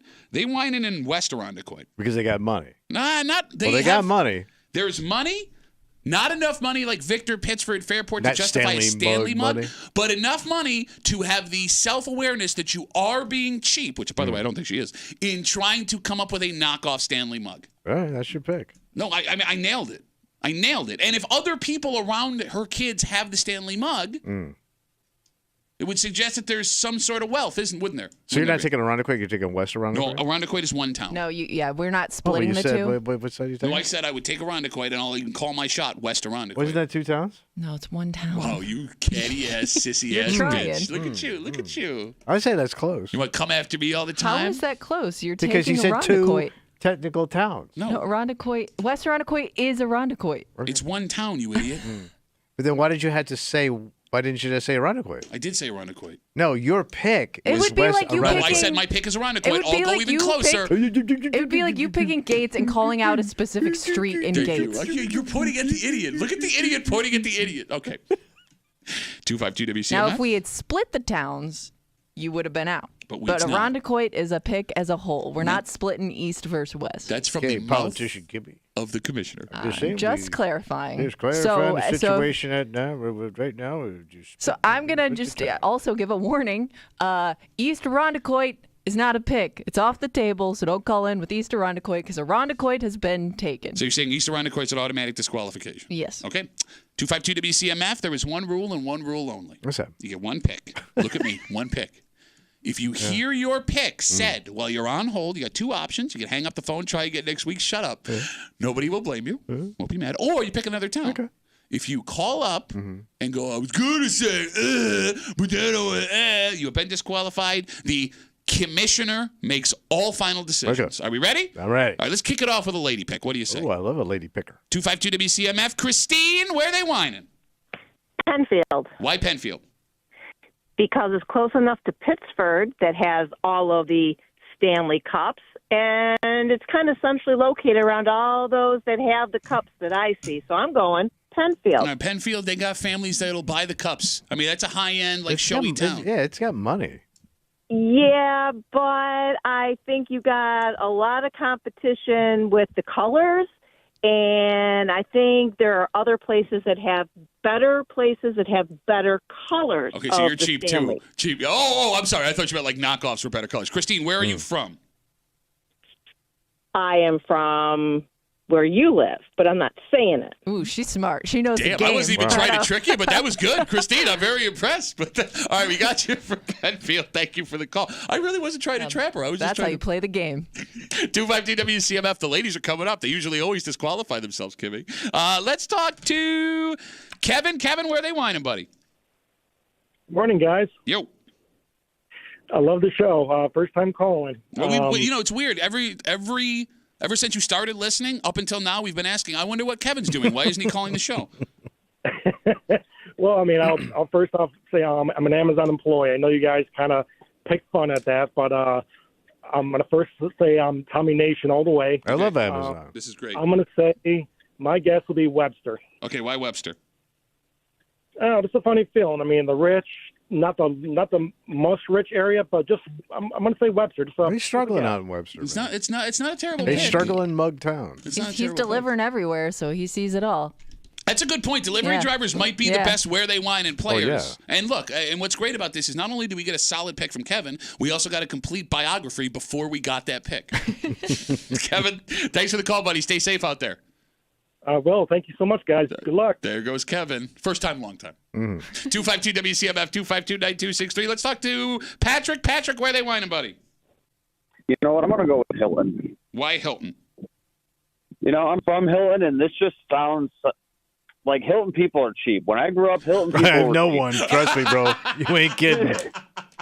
So that's Chins my to the pick, and that's bone. what I'm going with. Wait a minute. Hilton people are cheap? What do you mean Well, Hilton they are people cheap, are cheap? man. No, They don't even have the good part of the lake. They get the chintzy side of the lake. When I was a kid growing up in Hilton, people in Hilton were always trying to find a way to save a buck. Okay. All right. Patrick, thanks for the call, buddy. We got Big you. Flash Hilton. Kimmy, as a Hilton resident, or born and raised, Yeah. are people in Hilton cheap? I think you get a good mix of it. So, yes. Cheap and tight. It's weird, though, because there is money out that way. So, But you don't spend. You get a little bit of both. Your old man don't spend. My husband or my No, dad? your daddy. I never know what you're Beef saying. daddy. No, that's her husband. Yeah, but my dad's not from. Oh, he's beef hubby. My Well, he dad's could also not. be a beef daddy. Look at the picture I don't over know my even shoulder. what She we're plays her talking about cards anymore. right. But my dad's not from Hilton, though. Is that? No. Oh. No, he's from Irondequoit. Oh, don't be so proud like you know the biography of Kimmy's Oh, no, daddy. no. That's not what I was getting excited about. Remember where I picked, buddy? You just made my argument for me, man. 252 WCMF, 252-9263. Let's talk to James. James, where they whining, buddy? James, go ahead, James. Go ahead. Oh, yeah. Hi, guys. I didn't hear. Grease. Why Grease? Because it sounds like a Grease person. Okay, why does it sound like a Grease person? I know a lot of Grease people. I lived in Grease for a while. And they are chins. And, yeah, so it just sounds like one of the Grease mothers complaining. And guess what? There's nothing wrong with that. I'm a Grease person myself. I grew up on the West Side. And you chins. And I chins, and so did my mom. Well, I mean, that's the biggest town on the West Side. It's a good pick. No, but here's the thing. People I'll say it again, maybe for ways you can understand. James, we got you for Oh, Grease, yeah, buddy. explain Thanks it to for me. the Dumb call. it No, down. no, I'm trying to. To Starboy. But you're so dumb. I can't get that low. My back hurts. Having to get that low to dumb it down. Go ahead. People in Greece and Gates on the West Side who buy knockoff stuff don't say, I think I'm cheap or I'm not being cheap. They say the actual stuff isn't even worth it. Okay. They turn it back on They're the trying to company. justify their cheapness. Yes, but they don't say I'm being cheap. The idea of cheap doesn't even cross their mind. It's the company that makes it that's whipping everybody else off. I'm being smart, not cheap, smart. East Siders say I'm not being cheap. They're self-conscious. 252 WCMF, 252-9263. Let's talk to Matt. Matt, where they whining, buddy? Hey, how's it going, Pat and Tommy? How you doing? Good, buddy. Good, Matt. Where they whining? They're whining in Fairport. I'm going with. Why just Fairport? Because they're conscientious of where they're spending their money, and the kids are going to complain if they don't get the top end thing. So. All right, but here's Yeah, the but thing. that's a label town, man. It is. That is like probably the biggest show label town there is. Absolutely, but that's a large area to cover. I drive all over the place. Who knows? All right, but Matt, here's the thing. They save so much money on their government-subsidized porches. Fairport would be the town that could afford actual Stanley mugs.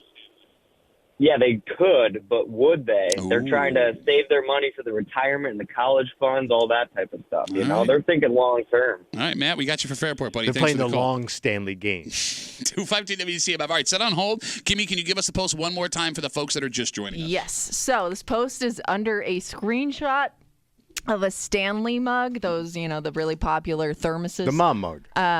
Yeah. And this person writes underneath, my kids have been bugging me about these damn things for an eternity.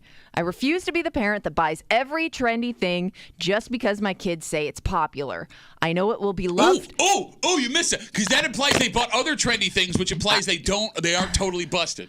I know it will be loved for about a week, and then eventually it ends up in the donation pile. For some reason, the popularity of these cups doesn't seem to be going anywhere anytime soon, so I'm looking for suggestions for cheaper options.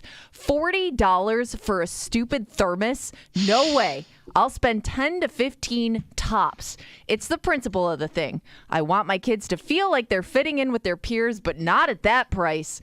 Anyone know of any knockoff brands out there? My children are 11, 8, and 5. They're not going to know the difference anyway. In fact, I was thinking about buying a plain mug from, and then names a store nearby, and just sticking a Stanley logo sticker on it. I heard they sell those online too. If someone knows what I'm talking about and could provide a link, that would be helpful. If there are any other moms out there who have done this kind of thing, I'm open to suggestions. We should start a knockoff crafting class for parents looking to save a buck. Ha, but seriously. But seriously, folks. We had a lot of fun back there. I don't mean to come across as cheap. I just can't bring myself to overspend on a glorified adult sippy cup. Okay, first of all, that sticker idea is genius. That is a genius idea. Yeah, until it wears off the first time you wash it. Who cares? It's a bunch of kids. They don't know. It's going to fade. Tommy is in Gates. I am in Arundecoit.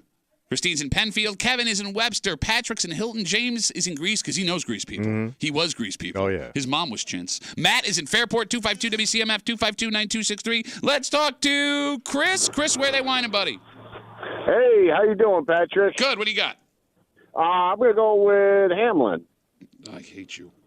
Every time. I hate you so much. You called me Patrick. Hey, we were off on a good if step. If you pick Arundecoit every time, you're eventually going to get it once. I don't pick Arundecoit every time. I felt Arundecoit today. I felt it. Nobody ever feels Arundecoit. Bones.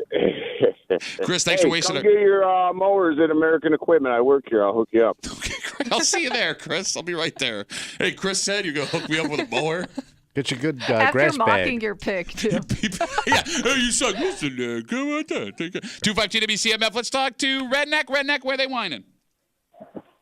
This has got boat dick written all over it. It's Canandaigua. Oh, why Canandaigua? The only reason I know, because I'm one of those boat dicks that try to flaunt their stuff, and I have no money in my pocket, so I'll take a regular thermos and I'll put Stanley on it just to be cool with my peers. Okay, but you don't have to have I mean, you're a grown man, Redneck. You don't have to have a Stanley mug to impress other guys in their 50s.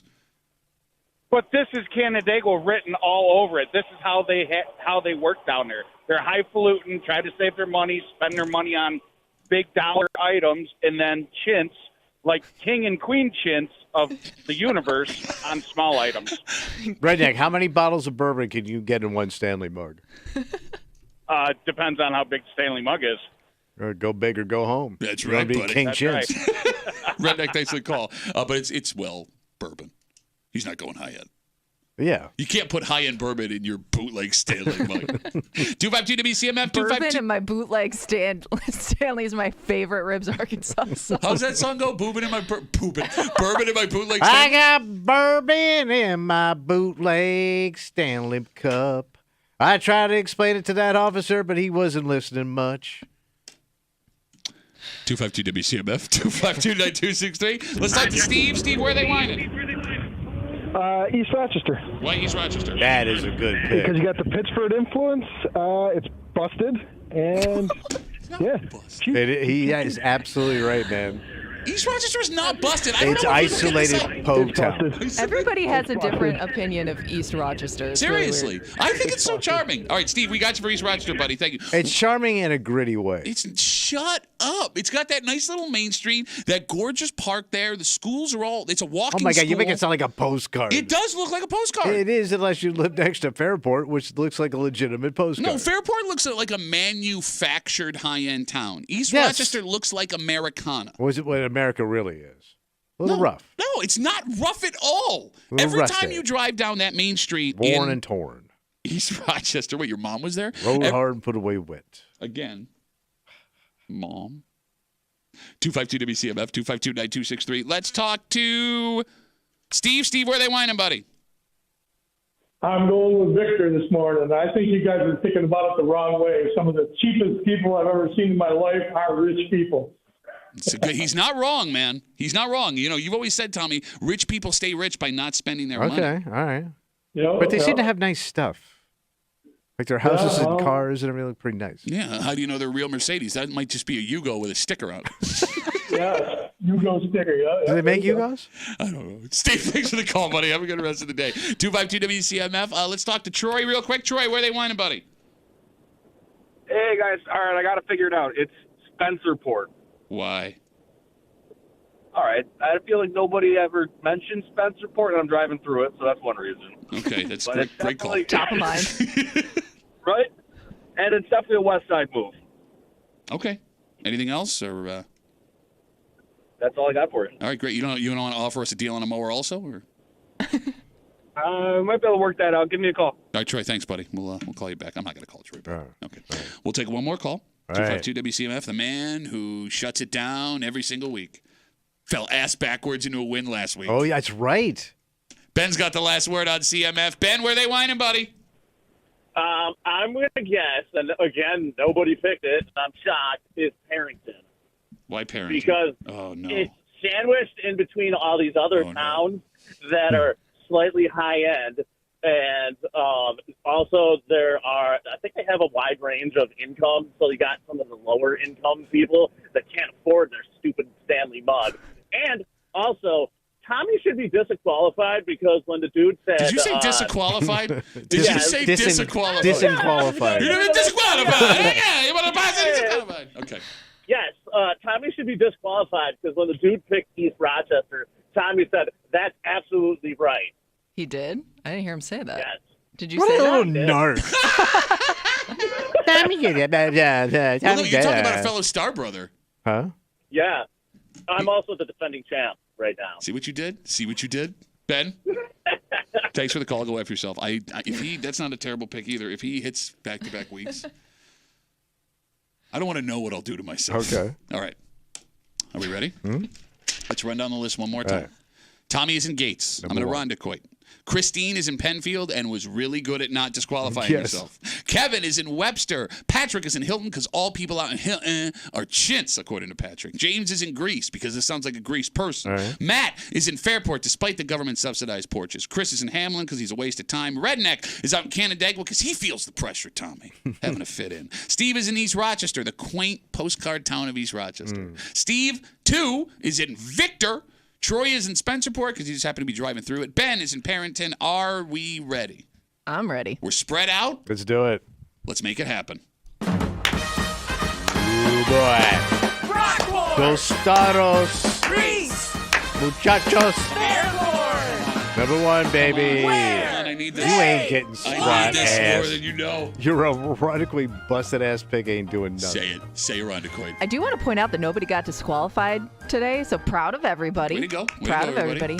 That being said, a new star. Oh, yeah. A new star. Oh, yeah. Will be placed upon the chart today. Come on. Okay. Come on. Because this week, they whining Say Irondequoit. in Webster. First time, long time, Kevin. Kevin. Good for Kevin. He gives himself a nice little bio. No, it made sense, man. Well, look, He's a good pick. Well, he's an Amazon driver. Maybe the key to winning this game. Bro, he's all over. That's what I mean. And Maybe. we should get everybody's job title when they go. No, he's taking it to the streets, man. Yeah, he's Michael McDonald and that Yeah, stuff. he's the doobie. All right. Congratulations, Kevin. Another star up on the chart there for Kevin. Man, so many stars out there Yeah. now. Yeah. Except for one. Been on a roll lately. Yeah, oh yeah. Except for one dude. I am trying to be nicer to you. No, you're not. I've been way nicer to you. When do you start? After 10? Oh, my butt. Oh, my butt hurts so bad. I dress like an idiot. I talk like an idiot. I live like an idiot. Well, I'm get to ugly me. like an idiot. What are you doing, therapy? More jokes like that. Let's take a break. If you're looking for a job, one just came open in Buffalo. Who got canned? Breaking news, baby. Oh, somebody bad? Well, I mean, I think they're you going to think be. you could take a guess. Well, Tommy can't because he's an idiot. No, but I can guess which thing is sucking over there, which constantly sucks. Wait, your mom's out there in Buffalo? She was working at the. I can't finish that sentence. No, go ahead. What'd you... No, we're getting dumped. I thought they were going to give him one more year, Kimmy. I thought he had one more year. Wow. Yeah. So this must be breaking news. It is breaking news, and we'll get into it next here in the break room on 96.5 WCMF.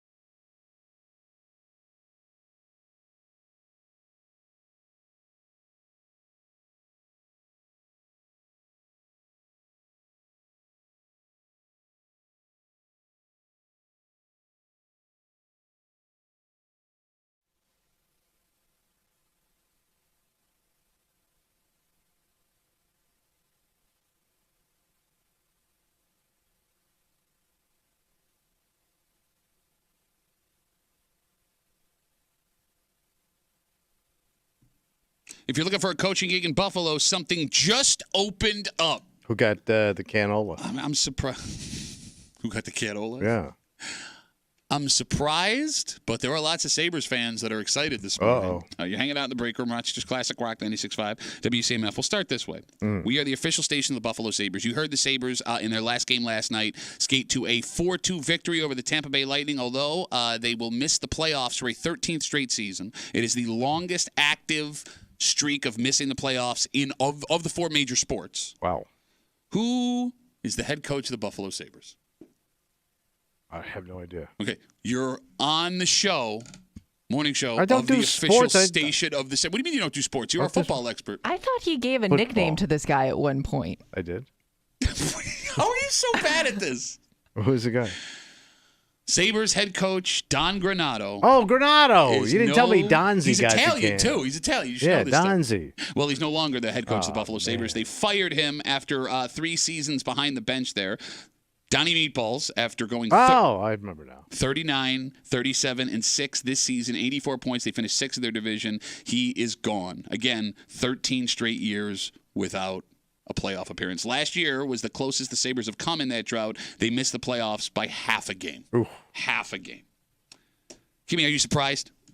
A little bit, just because they've had so many coaches over the course of the last few years.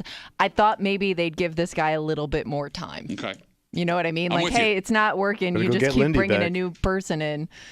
And I thought they would maybe see where this goes. He understood the game. What did you just say? Better go get Lindy back. Okay. He understood the game. There's one coach Tommy knows. Mm-hmm. One.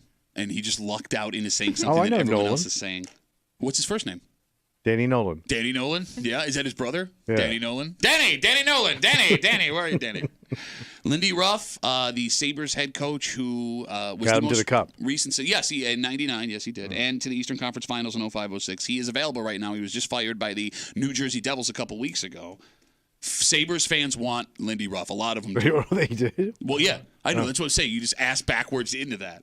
But Lindy Ruff was also the coach of the Sabres and had all that success when he had 2 of the greatest goalies in NHL history, Yes. Dominic Hasek and Ryan Miller. So outside of them, he's made the playoffs 3 of the last 8 years he's coached. That's not a great record. So they're going to bump the other guy up, like the assistant coach? So Seth Appert, the head coach of the Rochester Americans, would be, I assume, in contention for He's his head doing coaching well, job. He right? is, but I mean, it's different Is coaching. he ready? He's an older guy. Well, I say older. He's not like in his 30s. I think he's in his 50s. Okay. But coaching in the AHL is different because you're developing prospects. Yeah. You need a guy that has Different mindset Exactly. almost, Because yeah. that's what Don Granato was. He was Yeah. a prospect developing guy, and he brought these players along Yeah, a but ton. don't most of these guys come out of the minors coaching? And they No. go, they don't? Hockey's weird, where they'll just pick random people and go, you're the coach now. So this guy here for the Amherst, he's never been an NHL head I coach? don't believe Seth Appert has any games behind an NHL. So who you thinking? It could be anybody. Like, I'm not kidding when I say that the They NHL... brought in a soccer coach one year. Ralph Kruger, with the coach before Don Granato, Yeah. was a soccer coach. And he was the head coach of the Sabres for Right. 2.5 years.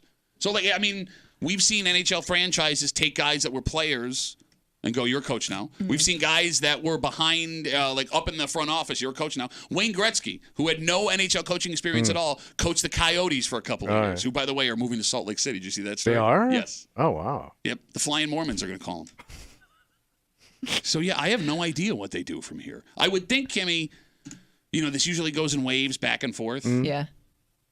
A splash big name head Oh, coaching. who's the biggest Oh. name out there? Is I don't even know. So Rod Brindamore is the head coach of the Carolina Hurricanes. His contract is up at the end of the year. He played with Kevin Adams in Carolina, who is the general manager of the Buffalo Sabres. It's a pie in the sky move. Right. He's like the top guy. I mean, that would be the guy that I think But Sabres there's no fans would guarantee go. he's leaving. Yeah, exactly. Yeah. Had a lot of success with coaches coming from the Carolinas up to Buffalo. Give me an example.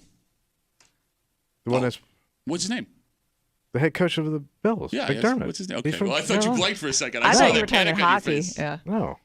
Yeah, I mean, I guess it's probably not going to happen. I don't know. I don't know who that guy's going to be. I Better have do no idea. something. Jesus Christ, you got a record sucking? Oh, hold on. Let me email the Sabres. You guys better do something, Tommy says. If you do something, things will work out better. Yes. I mean, the good news is... What? The season's over? You're in a We got the Amherst to look forward Well, to. the Amherst have Yeah. made the playoffs. They Yeah. could be number 1 in their division by the end of the weekend. As far as the Sabres go, you're in a good position to attract a talented big-name head coach. You got $22 million in cap space next year, which is a lot. You have a ton of young, talented players under contract. You have 4 stud defensemen in your top 2 pairing, and it looks like you finally found your goalie. Ukko-Pekka Luukkonen had the best season a Sabres goalie has had since Ryan Miller's been in Where does his first name stop? Ukko? No, Ukko. Ukko is his first name. Ukko-Pekka Luukkonen. All right. So Ukko's his first name, Pekka Luukkonen is his last name, but there's a hyphen in there. Ukko-Pekka Luukkonen. You know what they say, if you want a good goalie, put a Pekka in it. It's not Pekka, Ukko-Pekka Luukkonen. Whether we bring up Pekka, Sabres fans would also usually do. Mike Pekka as shut up. I don't know. I don't know what to think. You would know better than us. I don't know. I mean, the Sabres you follow it on TV. I don't know what's out there. You miss TV hockey. She covers RIT men's college hockey. Yeah, but she knows the game. Yeah? I'm guessing. What's the Sabres coach name who we just fired? Meatballs. What's his name? Tony Meatballs. How are you so... No, he's got a brother named Tony. Tony Guccione. I don't know. Bro, I just said the name out loud. I know. We've been talking about him getting fired. Reached ultimate grandpa status. Seriously. You're just making up names. I can't handle. Hockey is hard for me. Man. I just said his name. It's not about hockey. It's his name. It's a very standout name. Tony Tucciarone. That's my dad's best friend. Your dad's best friend was a coach of the Sabres? That's where I got that name, Tony Tucciarone. He's still coaching the Sabres until today? It's Danny DiNicola. Shut up. Another one of my dad's friends. Again, Don Granato, Donnie Meatballs. Donnie Granados. Has been fired by the Buffalo Sabres. 274 games. He went 122, 125, and 27. So it doesn't sound like he had a pretty good run. He was right there. He just couldn't get it over the hump. Yeah, he was right there. Yeah. Which is why, again, I'm surprised that they wouldn't have given him one more run. Unless see how it goes. The only thing I'm they hoping. Didn't trust him with the offseason. All right, here's what I'm hoping. Because if they would have brought him back for another season, I would have been totally fine with that. You know, the Sabres expert that I am. Mm-hmm. You only make this move if you think you have something bigger waiting in the wings. Right. That's my hope. There's a whale out there. I hope so, but again, like, who knows? You'd have to spend money to do that. Who knows if Terry Pegula is willing to spend money on this Sabres team right now? We'll see. All right, so we come back, wrap it up, tell you what we're doing tomorrow next in the break room on CM.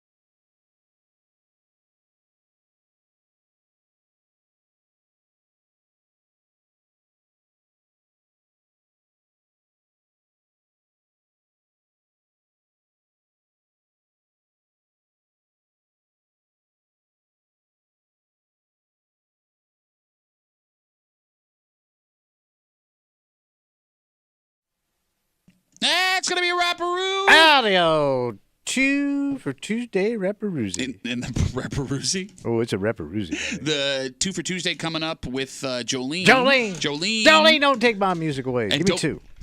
Not only does she have 2 firsts coming up for you, she's also got your opportunity to win what might be the most important concert in the history of Western New York. Oh, yeah. She's got your code word today between 10 and 3 and all week long, the Aerosmith code word of the day. Their final scheduled show ever. Done. With the Black Crowes, February 26th at the KeyBank Center of next year. Tickets are on sale right now at Ticketmaster.com. She is going to give you a code word at some point, Jolene, between 10 and 3 today. And for the rest of the week, you're going to get that code word. You're going to go to WCMF.com, enter for your chance to win a pair of tickets to that show. Good luck from your friends here in the break room on CMF. Tomorrow's Wednesday. You know what that means? Oh, I think we're going to get a little hate on. That's right. Hate mail of the week. You know one of my pet peeves are when people take shots at kids? Yes. And that's what happened here? Take shots at kids. So 2 weeks ago, we told you about an amazing kid from our area that is going to represent us on a national stage, internationally broadcast show. If he wins, it's $50,000 cash. But even if he goes and places last place, it's still an unbelievable accomplishment. Unless you're listening to this guy who wrote us this letter. And we'll get to that and a whole bunch more tomorrow here in the break room on CMF. For Kimmy? Yep. Who, despite being a hockey expert for one specific team, well, you should know all. I mean, if I had a hockey everything. question, I'm going to ask her. Again, why? Because you do hockey on television. it's they only like put their for best a people on team. TV. I watch every minute It's a whole of Not the most different attractive. level I of said the hockey. best. I watch There's every... no eye candy on that show. Trust me. Well, are you sure? Yeah. Even in the booth. Could be looking for a couple of duds. For Tommy Muley, who can tell us the name of the Sabres head coach. Dressed like he wants to do hockey. You do look like... I could be one of those hockey guys. No, you look like you're like a French bench boss. Oh, I like that. It's not. A bench boss? No, but never mind. The King Bench. For Tommy Muley, who's going to tell us the name of the Sabres head coach that was just fired? Danny Meatballs Tucciarone. No. My name's Pat Duffy. We'll see you tomorrow morning in the break room, 6 a.m. on 96.5 WCMF.